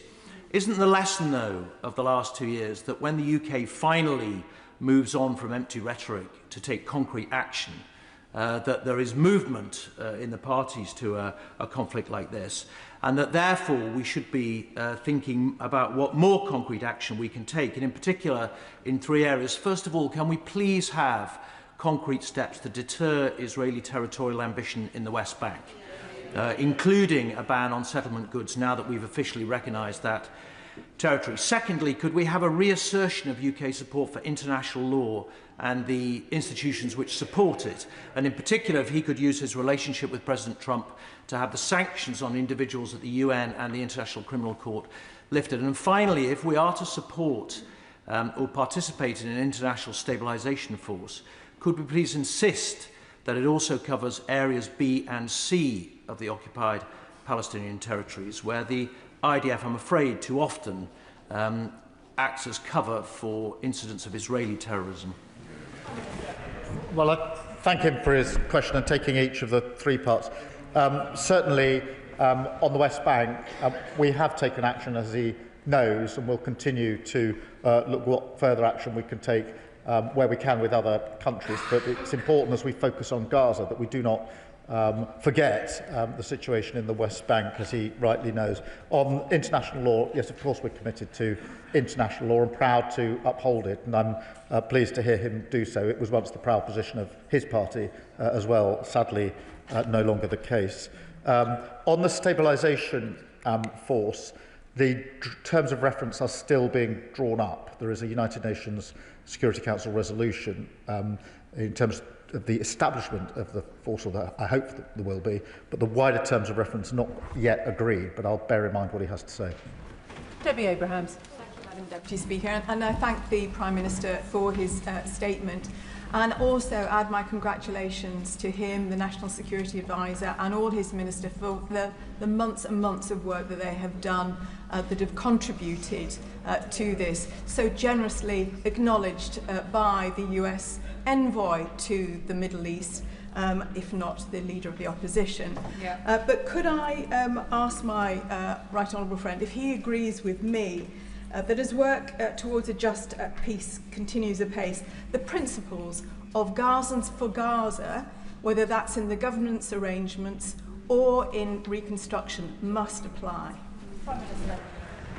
Can I acknowledge her championing and work on this issue and agree with her that we must now all work towards a viable Palestinian state alongside a safe and secure Israel as the only way in which we will have lasting peace. Leila Moran. Deputy Speaker, I want to feel happy this week, but I find it impossible. Because with so much destruction and so much devastation and so many lives lost, you look back over the last 2 years and you ask the question, what on earth was it all for? But history teaches us that from the depths of that despair can often launch a positive future. And there is only one way to achieve the everlasting peace that President Trump so rightly talks about, and that is that two-state solution. Israelis and Palestinians living side by side in dignity and security. I would like to thank this government for recognising the state of Palestine. That was a promise made to my great-grandfather, finally made good. But that is an empty promise unless it is followed by statehood.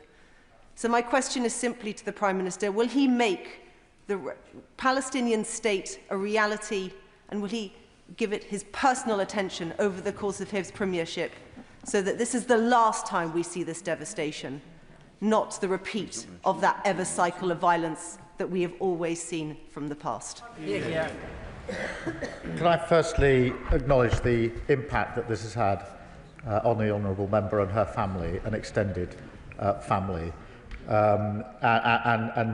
that is evidence of the despair that she rightly describes, and we must, from the depths of that despair, build a better future.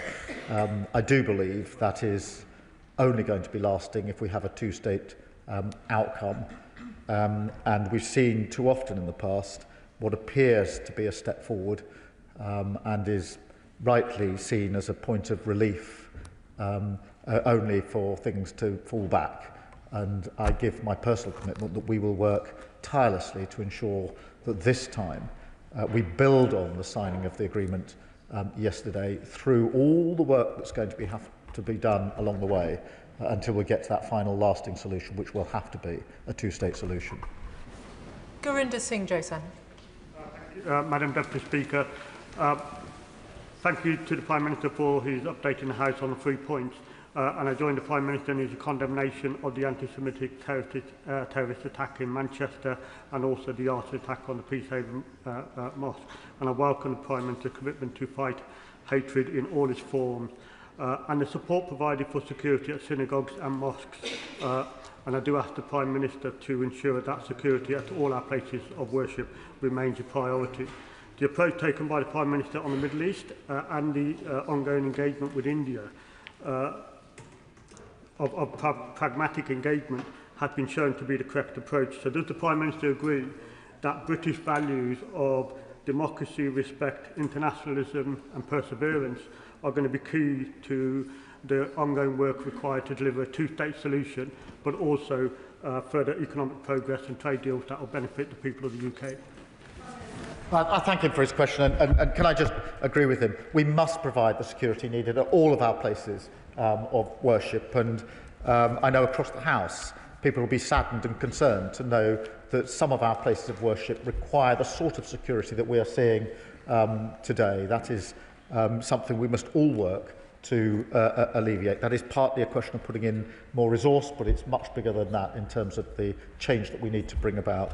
I do believe that the approach that we're taking of diplomacy, sticking to our values and being in the room to argue is of benefit to this country in relation to not only the Middle East, also India and the wider world.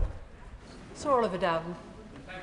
Speaker, after the horrors of Manchester, there is a sense of joy and relief in synagogues in my constituency at the final release of the hostages, many of whom were sponsored by synagogues. But there's also a sense of trepidation when they see Hamas terrorists patrolling the streets of Gaza, carrying out summary executions. So I welcome the Prime Minister's commitment that Hamas can have no role in Gaza. But while he's on the issue of Islamic extremism, does he agree that now is the time to review the UK government's approach to the Muslim Brotherhood, which has been banned in many other countries, such as the United Arab Emirates? Can I just join him in this feeling of trepidation, because I think we can all feel it across the country, trepidation and fear following on from the terrible impact that the Manchester attack had on all of our communities, but the Jewish community in particular. Absolutely assert and be clear that Hamas must play no role whatsoever.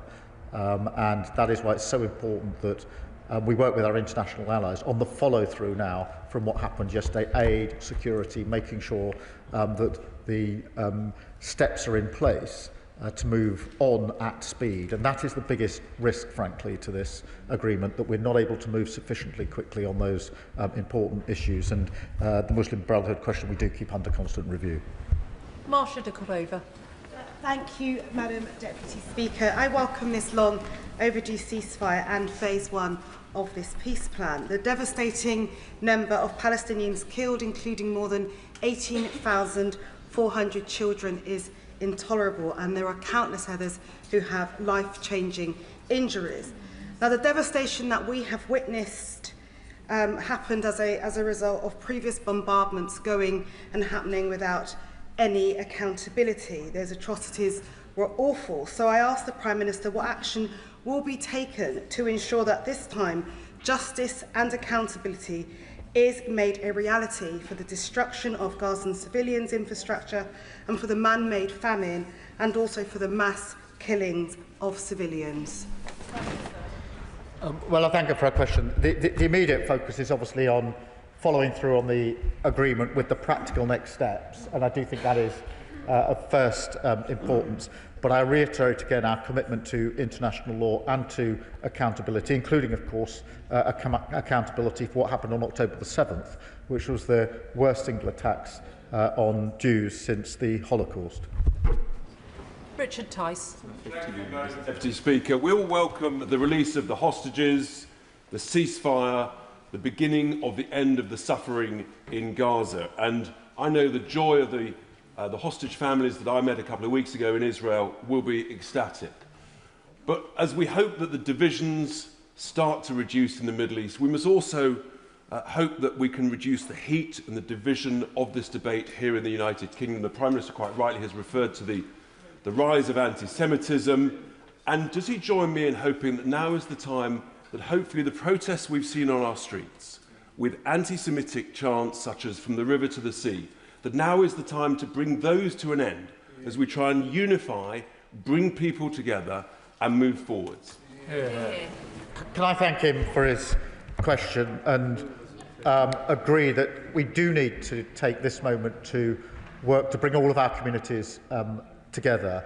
I was genuinely saddened to see some of the protests that were taking place on the very day of the Manchester attack in Whitehall, and then again at the weekend, notwithstanding the quite reasonable request to say, please exercise your right of freedom of expression on a different day in a different way. I genuinely thought that human decency would prevail there, but I agree with him that now is the time internationally to work on the agreement, and in the United Kingdom to do everything we can across this House to bring our communities together.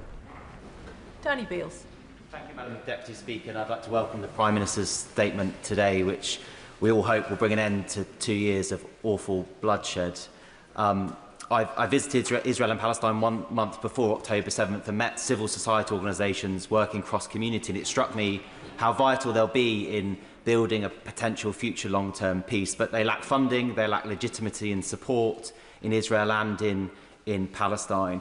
I'd like to ask the Prime Minister what thought and consideration he has given, what consideration he can give in future to the UK's role in an international peace fund in a similar model to the Northern Ireland Peace Fund that may fund civil society organisations working cross-community to support leaders of the future, to build peacemakers and to start to heal the rifts that we have seen.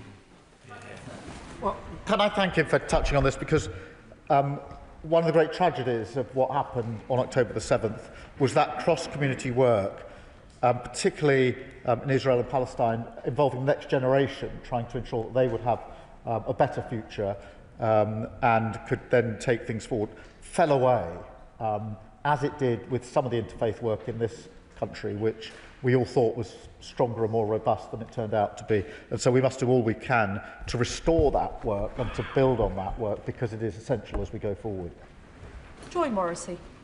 Thank you, Madam Deputy Speaker. We all welcome the peace in the Middle East, and we welcome, I don't think there is a member here that doesn't welcome a two-state solution, but there is concerns across this House about Hamas leading one of those states, where its fundamental goal is to drive the other state into the sea and have a total eradication of that race. And that hatred has been translated to the streets of London and the UK and is affecting our British Jews every single day, and they are afraid.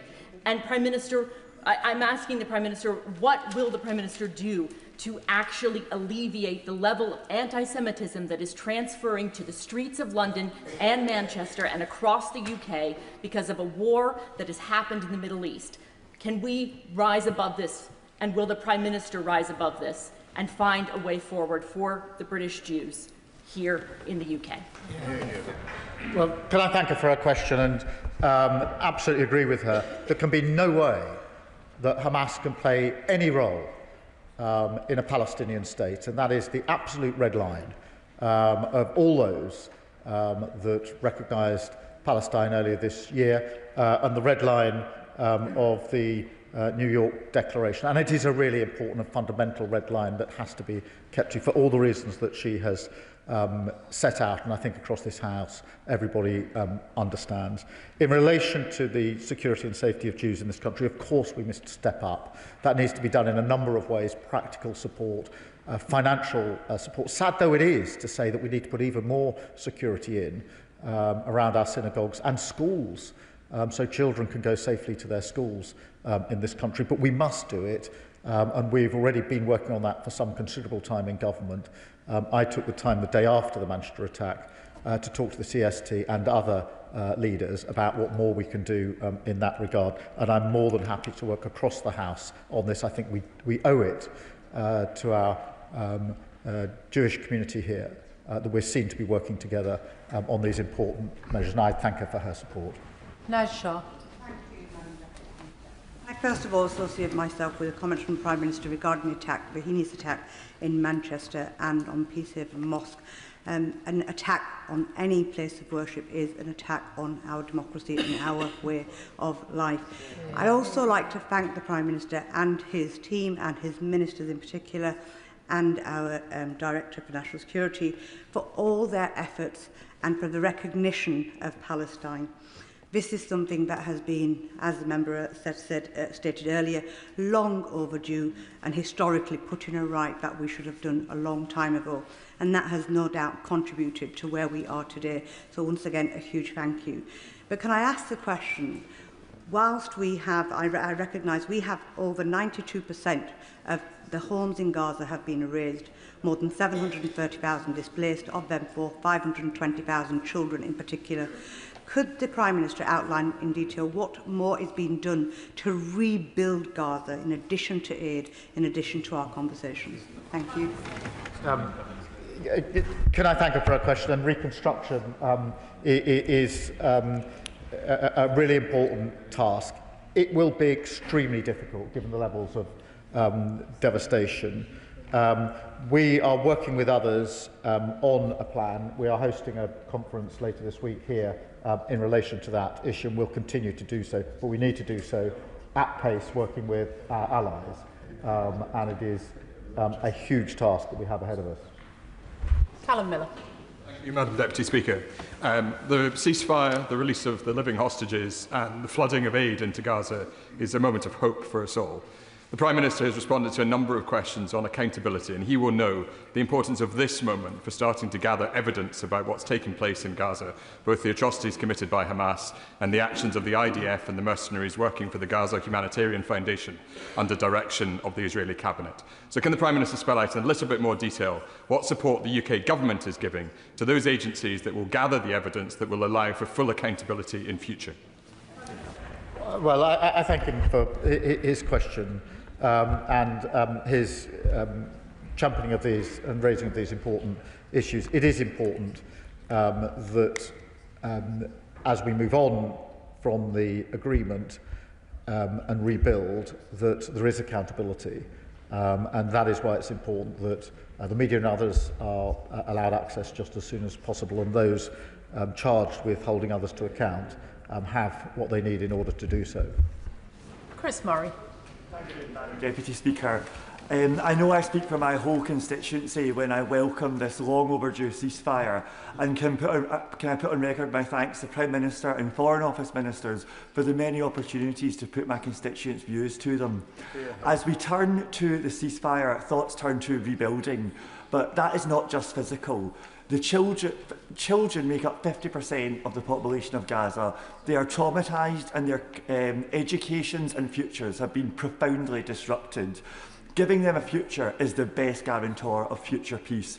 So what can the British government do to ensure the children of Gaza have a real future?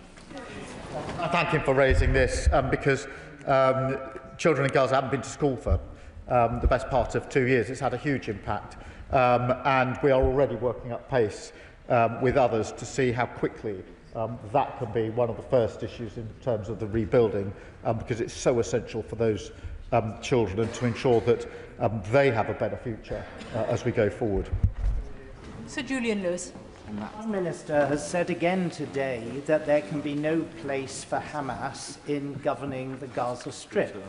But who can physically prevent Hamas retaining its weapons and regaining control as it did in 2006? And when he talks about anti-Semitism here in Britain, is there any other interpretation for the demand to internationalise the Intifada other than a call to attack Jewish communities around the world? There's no other interpretation. I'm glad and pleased that he raised it and to give me the opportunity to agree with him on that important point.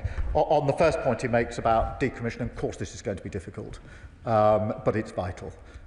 It was difficult in Northern Ireland in relation to the IRA, but it was vital, and that is why we have said that we stand ready, based on our experience in Northern Ireland, to help with the decommissioning process. I'm not going to pretend that's easy, but it is extremely important. Stella Creasy. Thank you, Madam Deputy Speaker.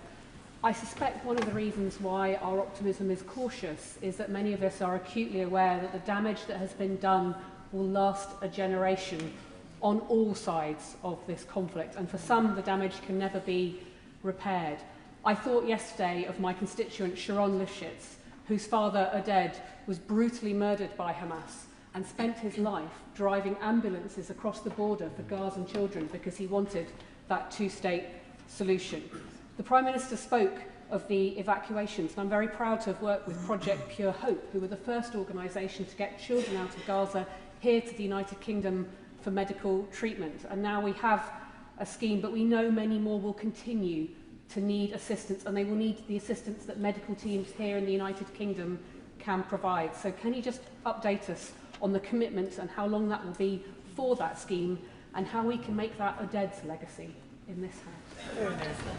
I can update. We are evacuated. We've got plans to continue to do so, and I'm happy to either myself or through other ministers update the House on what we're doing and how we're doing it. Sammy Wilson. Madam Deputy Speaker, and first of all, can we welcome the release of the hostages and the prospect of long-term peace in that area of the Middle East. I know this is probably stick in the throat of many members opposite, but we must thank President Trump for the role which he played in delivering this deal.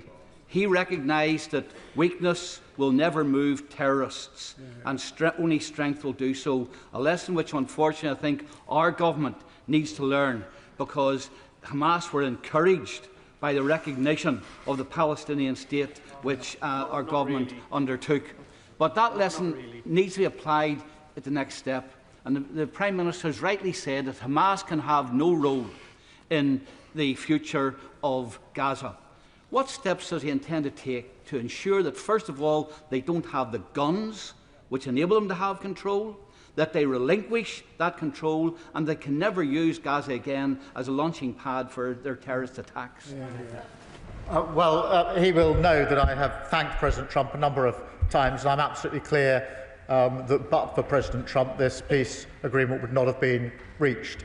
I've had the opportunity to say that to him publicly and also privately, because, as you know, we get along, and that is good for our relationship with the US and our ability to influence events. On decommissioning, this is such a serious issue, because it's very hard to see how there can be lasting peace unless Hamas is ridded of its weaponry and capability, and that's where I think the decommissioning work will be hugely important. It's part of the 20-point plan. It now needs to be turned into real actions, working with others, and I do think that the United Kingdom has got experience, sadly in some senses, but we do have experience of the challenges of decommissioning that we can bring to the table in relation to this. Jonathan Brash. Thank you, Madam Deputy Speaker. Can I welcome the Prime Minister's statement today and, of course, this peace deal? Can I also welcome his crystal clear statement that there can be no lasting peace and no viable Palestinian state in which Hamas is involved in any way? Similarly, there can be no lasting peace without the reconstruction that is now desperately needed. And I think the Prime Minister has said on a couple of occasions today that the public, I think, were going to be surprised when they see the extent of the devastation that's taking place. Right now, there are 400,000 tonnes of rubble that need to be removed before a single piece of reconstruction can take place. So can I ask the Prime Minister, will he reject the isolationist calls in some quarters and agree with me that this country will rightly play its full role in ensuring that reconstruction takes place? Well, I can give him that assurance, and I genuinely think that across most of this House, that is the position that most members would want this government to play, and will support it. David Mundell. Thank you, Madam Deputy Speaker, and I very much welcome the release of the hostages and what the Prime Minister has said about aid. But flooding Gaza with aid is not an end in itself. It's the distribution to those people who need it most. So what reassurances can he give the House that gangsters and criminal gangs will not play any part as intermediaries in the distribution of that aid? Thank him for raising this. Firstly, let's be clear, aid is not flooding in today. It is beginning to go in today. It needs to flood in, but it's not flooding in yet, and so we do need to get it in. He's absolutely right that then the distribution becomes a critical next issue, and that's why we're working with others on what the security arrangements need to be in place as soon as possible in Gaza to ensure that aid gets to where it needs to get to. So volume, speed and effective distribution are absolutely key in relation to this, and we're working with others to ensure that we play our part in that. Sana Begum. September last year, the government announced that it has suspended 30 export arms licences to Israel, with around 350 licences remaining active. The government has repeatedly said it was blocking the sale of items to be used in Israel's military assault in Gaza, yet a new Channel 4 report has found Israel imported nearly £1 million worth of UK munitions in the first 9 months of this year, with a total of 110,000 items categorised as bullets from the UK to Israel in August alone. Could the Prime Minister confirm whether UK-made munitions were used in Israel's military assault in Gaza, and does he agree with me that a world for justice and with peace that is lasting must be won without these bullets and these bombs? The government's position in relation to banning arms has been set out on many occasions, and it's not been altered. Ellie Chams. Thank you, Madam Deputy Speaker. I warmly welcome the ceasefire and was deeply moved, as I'm sure we all were, by the scenes of Israeli and Palestinian families being reunited yesterday. One of the Palestinian prisoners who has not been released is Mr. Marwan Barghouti, a member of the Palestinian Legislative Council who's been in prison since 2002 without a fair trial and subjected to human rights abuses. Can I ask the Prime Minister what recent representation his government has made in the last few days to secure the immediate release of Mr. Barghouti, given his widespread popularity as a unifying voice for Palestinian rights, dignity and freedom, and therefore his potential crucial role in securing a meaningful and lasting peace in the region? Can I thank you for raising the individual case and offer to provide her with such further information as we can, as soon as we can, in relation to that particular case. Yuan Yang. Thank you, Madam Deputy Speaker. I deeply welcome this long-awaited ceasefire and release of hostages, and I want to thank the Prime Minister and his ministers for their tireless work and international leadership on this front, including in the upcoming Gaza Recovery Summit to be held later this week in the UK. I'm glad to hear the Prime Minister's commitment to reconstruction and to aid. I note the UN Commission of Inquiry's recent report that described how the obstruction of aid into Gaza has led to what it calls the destruction of Palestinians. What is the current situation facing UN agencies' access to Gaza, and what more can we do to ensure that it flows freely? Prime Minister. Tom Fletcher is leading our work in relation to this, and we've been clear throughout that aid cannot get in on the scale and volume that's needed without the UN, and that's why we've always championed and said the UN should be part of that distribution. Sir Julian Smith. Madam Deputy Speaker, it is fitting that this statement is followed by one on Northern Ireland. The UK has world-leading experience on sustaining peace, whether it is security, intelligence or military, whether it is decommissioning, policing or political institutions. Could I urge the Prime Minister to do an audit of the generations of civil servants and, dare I say, special advisers who have experience in this area and put them on offer to sustain this peace deal? Minister. Can I thank him for that suggestion? Can I also acknowledge his role in Northern Ireland, where he was rightly held in high respect in Northern Ireland and across this House, and continues to be held in respect because of what he did and the way in which he went about it. And that should be a model for so many more of us in this House.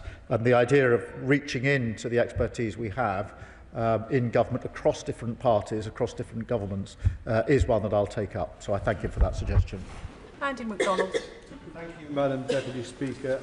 I very much welcome the Prime Minister's statement, and we all achingly welcome the long-force ceasefire in Gaza and the safe return of prisoners and hostages. But does the Prime Minister share my concern that the 20-point plan is without Palestinian input? Will he acknowledge the need for Palestinian self-determination, their consent for any governance or stabilisation arrangements? Will he ensure the continued pursuit of war criminals? And will he work to achieve an end to Israel's illegal occupation of all Palestinian territories and the full engagement of a sovereign Palestinian state? Prime Minister. Can I just be clear on the 20-point plan? This was widely and warmly received by so many countries yesterday. He will have seen the representation at Egypt for the summit yesterday, including the Palestinian Authority, and therefore it is really important that when we get an achievement like this, that we now focus on implementing it rather than trying to unpick it. In relation to the two-state solution, I think across this House, by and large, there is agreement that there won't be lasting peace without a two-state solution, and therefore we must act to implement the 20-point plan, but we must also, as the plan itself envisages, work towards a two-state solution and not lose sight of that goal. Anne Davis. Diolch yn fawr, Madam Dirprwy Llafarydd. The images of ceasefire and families united are deeply heartening and a moment of relief and celebration amidst such immense suffering. Yet this fragile peace remains vulnerable, particularly to the corrosive effects of misinformation. And true and lasting peace must be built on openness, transparency and the free flow of information. What steps is the Prime Minister taking to press Israel to grant journalists access to Gaza as part of a broader commitment to truth, accountability and a just peace? Minister. Well, can I agree with her that the situation is vulnerable, and that's why we mustn't lose sight of what has to happen next. And we are pressing for media access, which is hugely important and needs to happen, in my view, as soon as possible, so that the extent of the devastation can be properly assessed and help with the necessary next steps. Cat Smith. Thank you, Madam Deputy Speaker. And as an officer of the All-Party Group on Christians in the Holy Land, I was fortunate enough to be on a delegation in Jerusalem and the West Bank last week. And it was clear to our delegation that speaking to Palestinian Christians, that they are delivering hospitals and schools for Palestinian communities. And given the need for education and healthcare to be a key part of long-term peace, what conversations is the government having with the Christian community in Israel and Palestine to ensure they're part of the conversation as well? Prime Minister. We are having conversations with all, particularly on this question of education and healthcare. I mean, many other issues as well, but education and healthcare are absolutely fundamental. So we're having those discussions, and I'll ensure that any further information she may have is fed into what we're doing.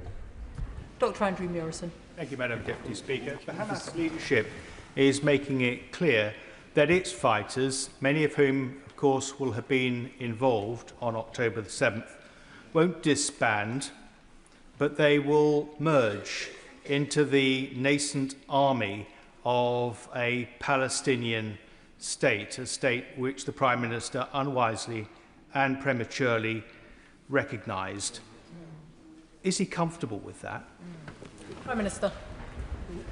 The 20-point plan is really clear on the steps that need to be taken. That is what has been hammered out with the support and approval of so many countries. That is not easy.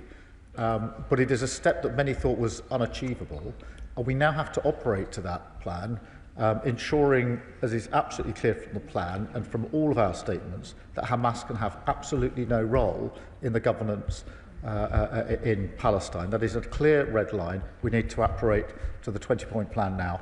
The widespread agreement to it is something many people thought couldn't be achieved. It has been achieved, and now we must build on that. Florence Eshalomi.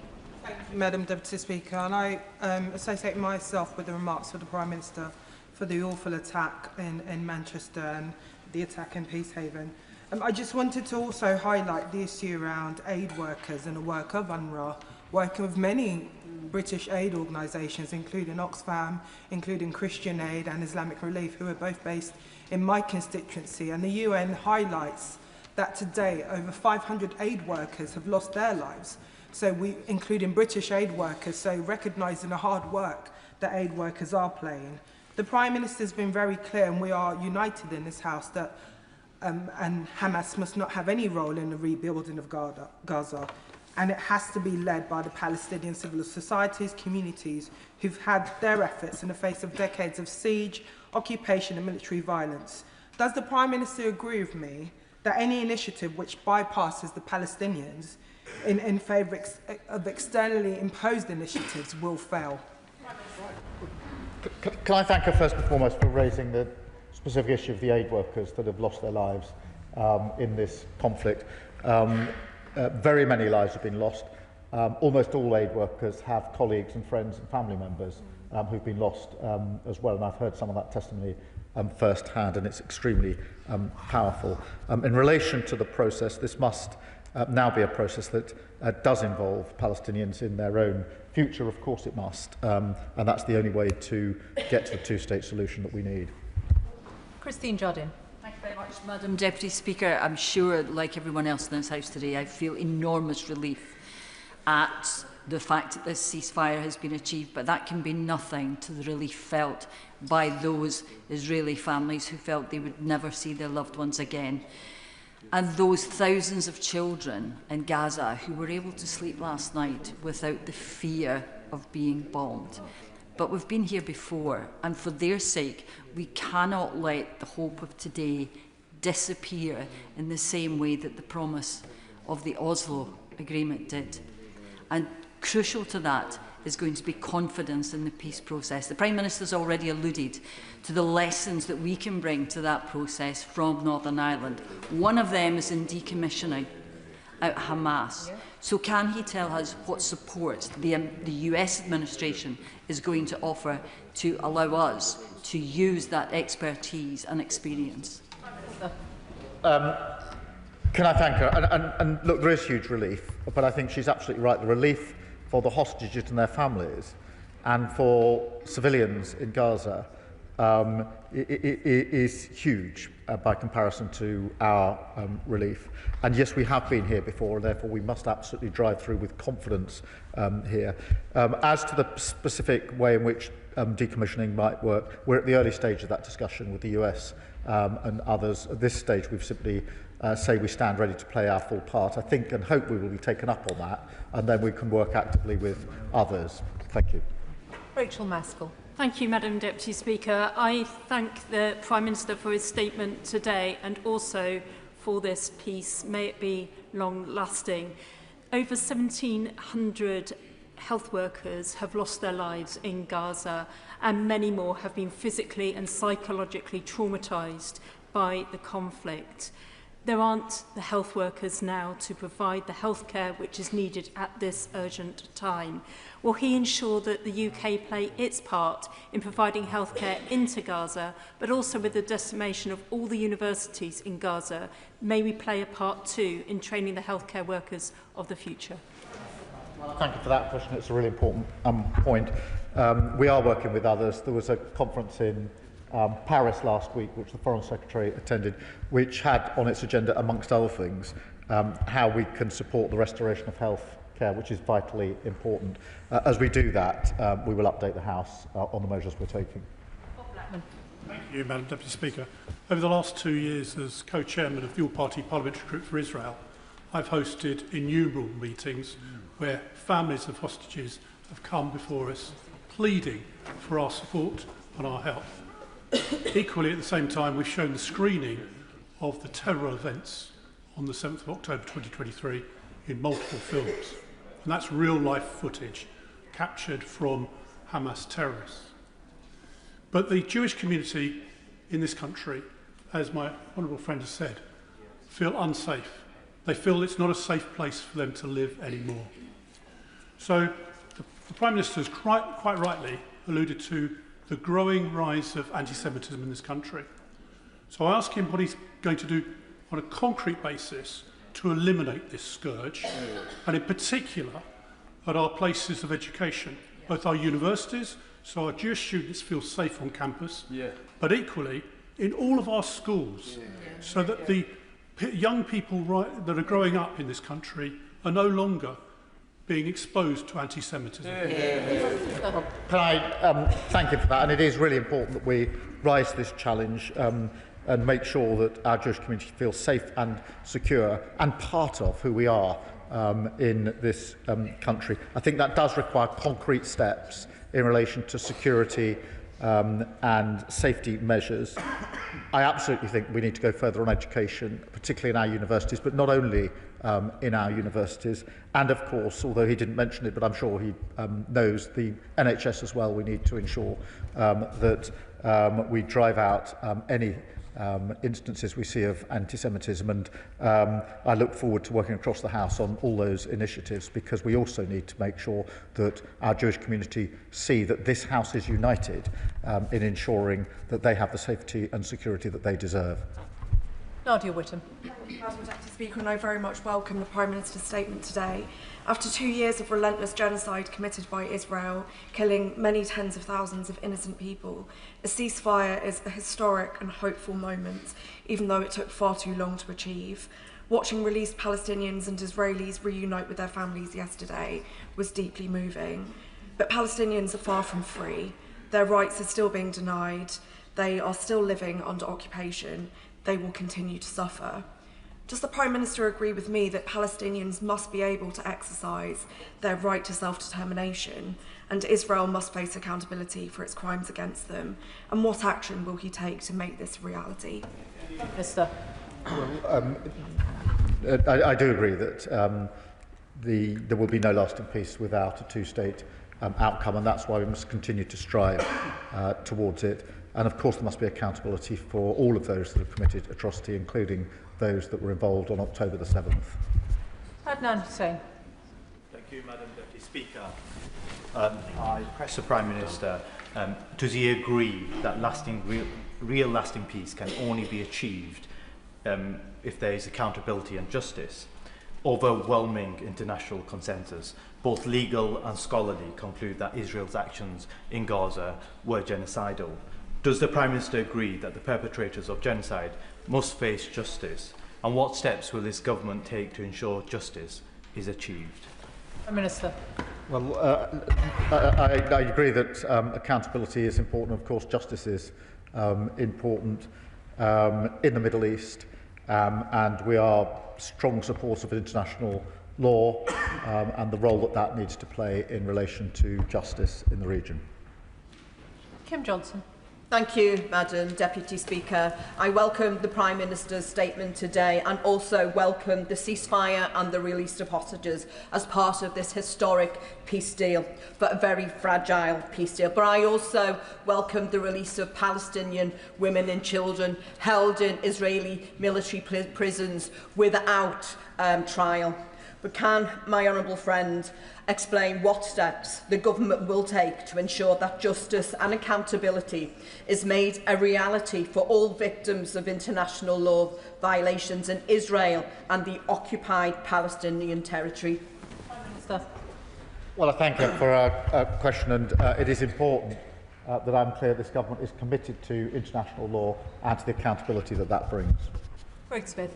Thank you, Madam Deputy Speaker. One of the widely held beliefs of the catalyst that led to the pure evil that happened on the 7th of October was a fear by Iran and their terrorist proxies that Saudi Arabia was close to signing the Abraham Accords. Now, there is good news in that the Abraham Accords peace agreement between Israel, the UAE, Bahrain and Morocco have endured over the last 2 difficult years and are a model not just for regional economic cooperation, but peaceful coexistence in the region. So on the back of yesterday's agreement, can I ask the Prime Minister what concrete steps he is going to take to encourage and extend the Abraham Accords as a key part of the emerging picture in the Middle East, with a particular reference to getting Saudi Arabia back to the table? Prime Minister. Look, I'm grateful to him for raising the wider picture here, because the settlement across the wider Middle East is a really important backdrop and part of the background to what has happened here and what needs to happen in the future. So that is why we are talking to all parties about the immediate steps, the Abraham Accords, but also the wider settlement, if that's possible, because I think that will play a really important part in stabilising the region. That's what is wanted, broadly speaking, by most decent, reasonable people. Jonathan Davis. Thank you very much, Madam Deputy Speaker. The world held its breath over the last few days as a glimmer of hope was on the horizon. So can I thank the Prime Minister, Ministers, the Government and British officials for the progress that they've made with the United States to bring about this progress. This progress of the peace will only be embedded and sustained if it is built with ordinary people, Palestinians and Israelis, who yearn for peace. So can the Prime Minister tell me what steps he's undertaking to make sure that happens? Minister. Well, it is important we involve Israelis and Palestinians across the board and communities in the rebuilding, the physical rebuilding, but also the rebuilding of the relationships which were there just over 2 years ago, which held at least the prospect of a better future for the next generation. So we need to rebuild that on all fronts. Robin Swan.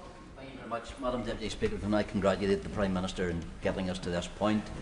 But the Labour government's role in decommissioning in Northern Ireland is not as complete as portrayed. In a memo in the 17th of January 2003, an advisor to the then Prime Minister, Tony Blair, said, "The IRA will never be able to account for all their weapons or retrieve them. What we should perhaps aim for is a few more big symbolic acts of decommissioning and then declare that the process is complete."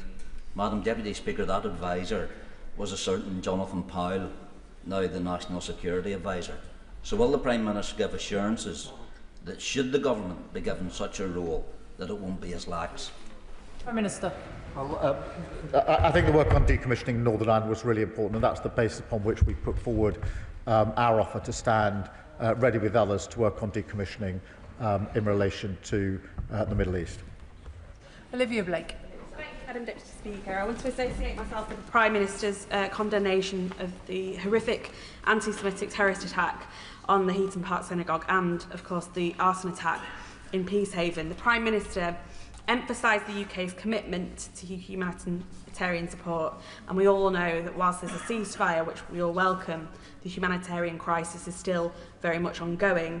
So can I ask the Prime Minister to confirm what extra monitoring and new mechanisms and assurances he is seeking in order to make sure that parties on the ground are able to get the essential aid to every single person who needs it within Gaza? Prime Minister. Well, I thank her for that. We are having those conversations about the practical measures that can be taken on the ground with others, particularly the Jordanians, in terms of the physical arrangements that they think need to be in place to allow the aid in and then dissipated at pace. And that's a project we're working on tirelessly at the moment. Greg Stafford. Thank you, Madam Deputy Speaker, and I associate myself with the warm and welcome news that this ceasefire has happened, and I hope it moves to a lasting peace. What assurances has the Prime Minister received from neighbouring partners, specifically Egypt, and what specific actions will he take, firstly to ensure that humanitarian aid can reach Gaza, but secondly that it is only humanitarian aid that reaches Gaza and that weapons, personnel and materials that could aid terrorists do not enter Gaza? Prime Minister. Well, he makes a really good point, and the basis upon which we're having our discussions is that it must be humanitarian aid, and it must be humanitarian in the sense it genuinely is for that purpose, and that it's getting to the people who most need it. That does come down to the nuts and bolts of the practical arrangements on the ground with some of the neighbouring countries, and they're the discussions that we're having. Claire Hanna. Anybody could feel to be moved by the scenes yesterday of hostages finally being reunited with their families and Gazans being able to contemplate days and nights without hunger and without bombardment. I would love to be able to celebrate and to believe as they are doing, and they should be given the space to do. But like many, I am anxious because we know that a ceasefire is not the same as a lasting peace. Can the Prime Minister assure my constituents that the UK Government will continue to pursue accountability for past crimes, for building and rebuilding to be done with survivors and not over the top of them, and to ensure that there will continue to be justice for those facing aggression in the West Bank every day? Minister. Let me be clear, in the rebuilding that must go on, there has to be the bringing together of communities, but also the necessary accountability and justice for a full rebuilding towards a lasting settlement. Monica Harding. Madam Deputy Speaker, I welcome the Prime Minister's commitment to flood Gaza with aid. The UN estimates that $4 billion is needed this year to address the humanitarian crisis in Gaza, and just 28% of this money has been pledged. The UK's contribution to humanitarian relief this year will only total $116 million.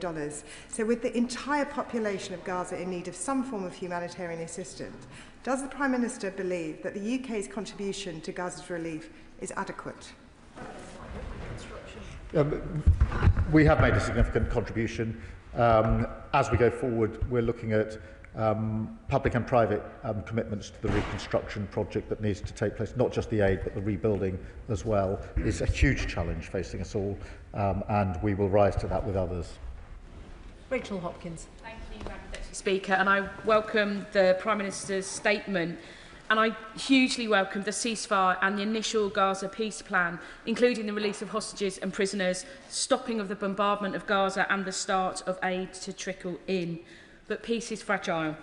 So can the Prime Minister reassure the House of this government's long-term commitment to working with international partners to support the rebuilding of Gaza, physically and politically, to ensure a lasting peace and a pathway to Palestinian statehood? Prime Minister. Yes, I can give her that important assurance, and I thank her for her question. Danny Kruger. Indeed, Madam Deputy Speaker, this ceasefire is tremendous news, and my sincere congratulations to everybody who was involved in bringing it about, whoever they were, including the British government.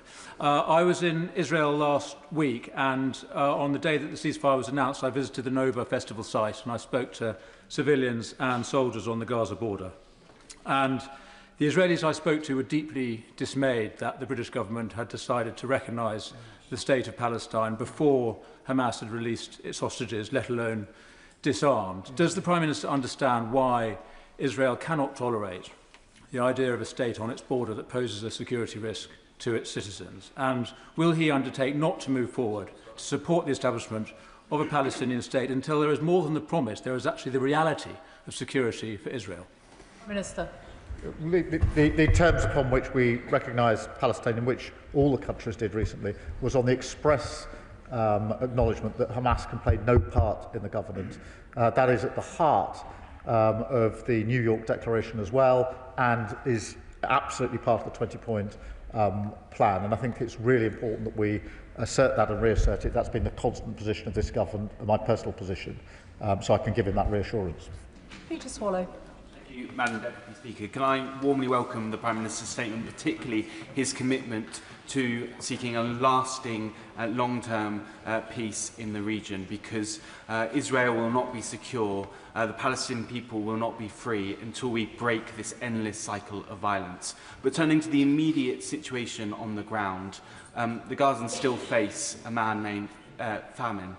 So I really welcome the flooding in of aid that the Prime Minister has talked about in his statement. But could you just say a little bit more about the timescale for that and how soon we can start to see that aid getting in and having an effect on the ground? Prime Minister. We need it to go in today, tomorrow and the coming days.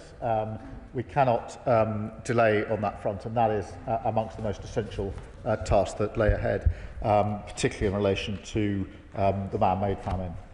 Lee Dillon. Thank you, Madam Deputy Speaker. Can I add my support for the ceasefire yesterday and the first tentative steps on the journey to peace? President Trump has spoken about a board of peace, and one of the names floated as being on that is our former Prime Minister, Sir Tony Blair. So could the Prime Minister confirm if Sir Tony Blair is going to take a seat on that board? Is that as a private citizen or as a representative of His Majesty's government? And what role can this House play in scrutinising any appointment going forward and the progress of that board? Thank you. Prime Minister. Well, the board is an important part of the architecture. It's for others to decide what the membership of that board will be, but I can give the commitment that we will report to the House on any developments in that regard. Josh Fentington. Thank you, Madam Deputy Speaker. It's a huge relief to all of us that the hostages are sleeping at home with their families where they belong after 2 years of unimaginable horror. But this plan and the recognition of Palestine must only be the start of peace and accountability. Children are dying from a man-made famine. So can the Prime Minister please assure us that we will flood Gaza with aid and continue to respect the judgments and decisions of international courts and tribunals? I can give him our assurance on both those issues. Shawkat Adam. Thank you, Madam Deputy Speaker. I welcome the ceasefire, the release of the hostages, and take solace in some knowledge, or at least hope, that unlike other debates of this nature, at the end of this one, countless Palestinian children will not have been killed by the IDF.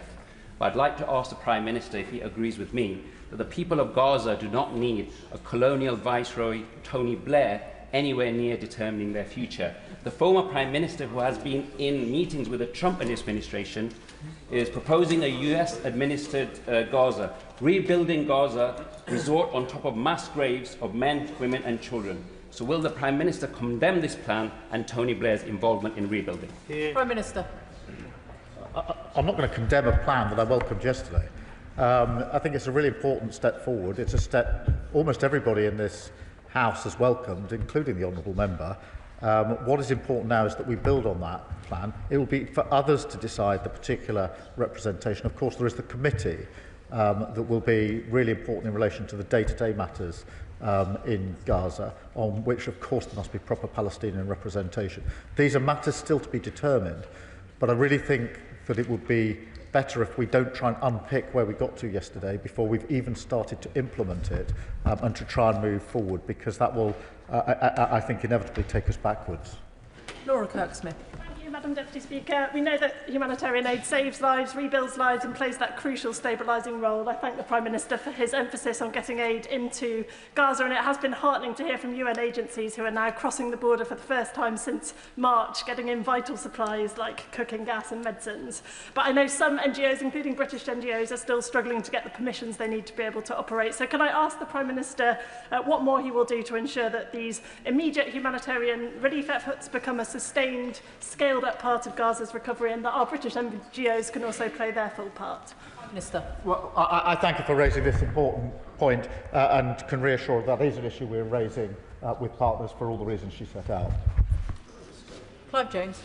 Very much, Madam Deputy Speaker. As the Prime Minister and President Trump get along, does the Prime Minister think that he can secure the support of President Trump to get genuine progress towards securing a two-state solution, the only path to ensuring peace, security and dignity for both Israelis and Palestinians? Prime Minister. Well, look, I certainly agree it's the only path, and we are, of course, talking to our allies about it, including our American allies, in the way that he would expect, as trusted, respected partners, trying to address one of the most intractable problems in recent history, and will continue to do so. Kirsten Sullivan. Thank you, Madam Deputy Speaker. And like others, I welcome the ceasefire and the return of hostages to their families, but that is very much tempered by the loss of thousands of lives these past 2 years, loved ones that are never going to be able to return home. Elected representatives, humanitarian organisations and individuals across the world, including our constituents, have given voice to the plight of the people of Gaza these past 2 years. So can he tell me what efforts will be made to ensure the people of Gaza will be safe and free to shape the future of Gaza, and for their voices to be heard in the months and years to come? Well, can I thank her for reminding us that however welcome the news, it is tempered by the loss over the last 2 years in Gaza and in Israel, and it is essential that the voices are heard of those that are most affected by this and are part of the rebuild that is now necessary. Jim Allister. I gladly join in the tributes of appreciation to all, including President Trump, who made the long-awaited release of the hostages a reality yesterday. But could I press the Prime Minister on the issue of the disarming of Hamas? For the Prime Minister, is that wholly non-negotiable? How is it to be delivered? And if it is not delivered in totality, where does that leave this nation, having recognised a Palestine which then would have a continuing presence of an armed and controlling Hamas? Minister. Well, it must be non-negotiable, and that's why it's written into the 20-point plan, which is why we are now putting ourselves forward to play a part in the decommissioning, because it's only by decommissioning that we can ensure that the threat from Hamas is removed, and that's why it's in the plan. That's why we want to play our full part, and we'll do everything we can with other allies to bring that about. Lizzie Collins. Thank you, Madam Deputy Speaker. I thank the Prime Minister for his statement and, of course, welcome an end to the killing in Gaza. And I would like to ask the Prime Minister what guarantees are in place to ensure that humanitarian aid can now reach Gaza without interruption, and that this aid will be independent of the whim of the Israeli government or any other actor on the ground. Well, we're doing all we can to ensure that that is the case, because it's important for all the reasons that she well understands. That now involves the practical measures, working with other countries to ensure the aid can get in at speed, at volume. It is beginning to go in, but it's by no means in the right volume or speed, even now after the agreement, and that's what we need to focus on. Iqbal Mohammed. Thank you, Madam Deputy Speaker. I would like to associate myself with the tributes paid to Lord Campbell from across the House, and to thank the Prime Minister for his statement.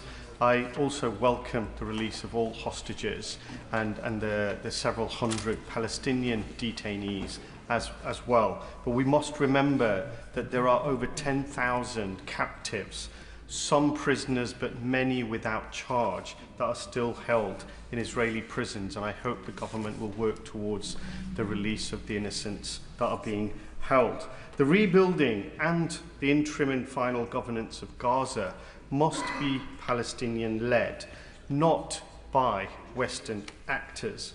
The Palestinians have suffered over 2 years of a relentless genocide and decades of Israeli siege, occupation, military violence and oppression.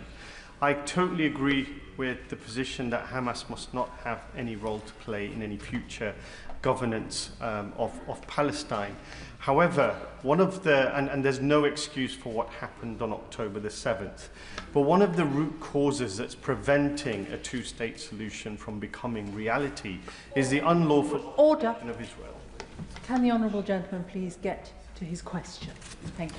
So will the Prime Minister confirm to this House when the government will be in full compliance with the ICJ advisory opinion on not doing anything that helps perpetuate the unlawful occupation?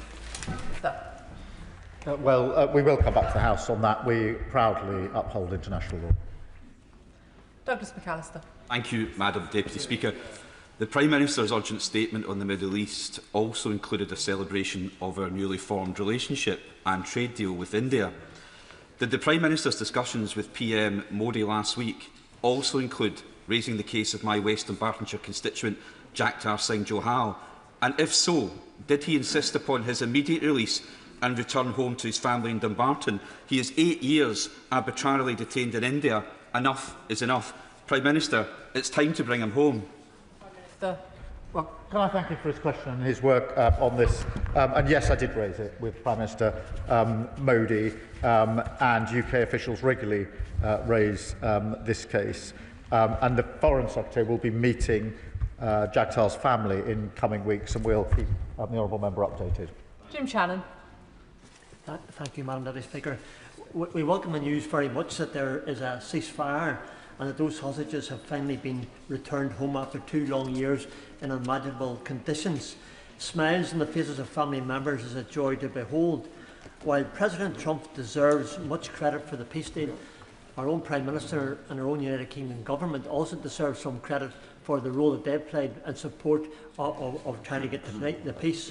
What discussions have been held with the United States of America to ensure that Hamas terrorists' murderous intent is stopped? Hamas have been systematically murdering all those who have stood up against them and since the ceasefire took place. Many executions of those within the Gaza township have been an example. Hamas must be destroyed. What has been done to see Hamas weapons removed and their influence eradicated entirely? Thank you. Well, can I wholeheartedly agree with him in terms of the spirit and intent behind the question? Hamas is a terrorist organisation that has inflicted violence on far too many individuals and destruction, and they can play absolutely no part in the future. Our recognition of Palestine was expressly on that basis, and we will continue to work with other countries to ensure that that is the situation, because it's vital that that is part of a peaceful and lasting settlement in the region. Patricia Ferguson. Thank you, Madam Deputy Speaker, and I very much welcome the Prime Minister's statement today and would like to thank him and his ministerial team and their advisers for all the work that's gone on over many months to get us to the point that we're at, where there is some hope for peace in Gaza and also for peace for Israel. But in this process, as we go forward and as we try to build peace, can he ensure that the voices of women, so often excluded from such processes, are heard and that women are at the table when decisions are being made? Well, she makes a very good point, and we must ensure that women are a part of the future build here, and we will ensure that we do so. Sarah Smith. Thank you, Madam Deputy Speaker. I welcome yesterday's ceasefire agreement and the Prime Minister's statement today, and just want to recognise the leadership that he and his ministers have shown on this issue so tirelessly for such a long time.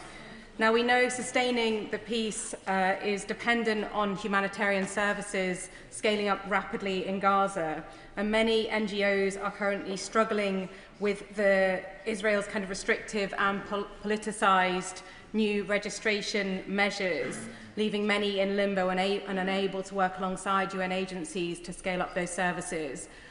What is the Prime Minister doing to ensure that we address this, tackle it, and make sure the needs of Palestinians are met as quickly as possible? Minister. Well, she raises a really important issue in relation to some of the hurdles and barriers that are put in the way of those wanting to deliver aid, and we are working with others to scale up the volume and speed with which aid can get in. Can I thank the Prime Minister for his statement this afternoon? There will be a couple of moments whilst the front benches swap over and we do some furniture removal.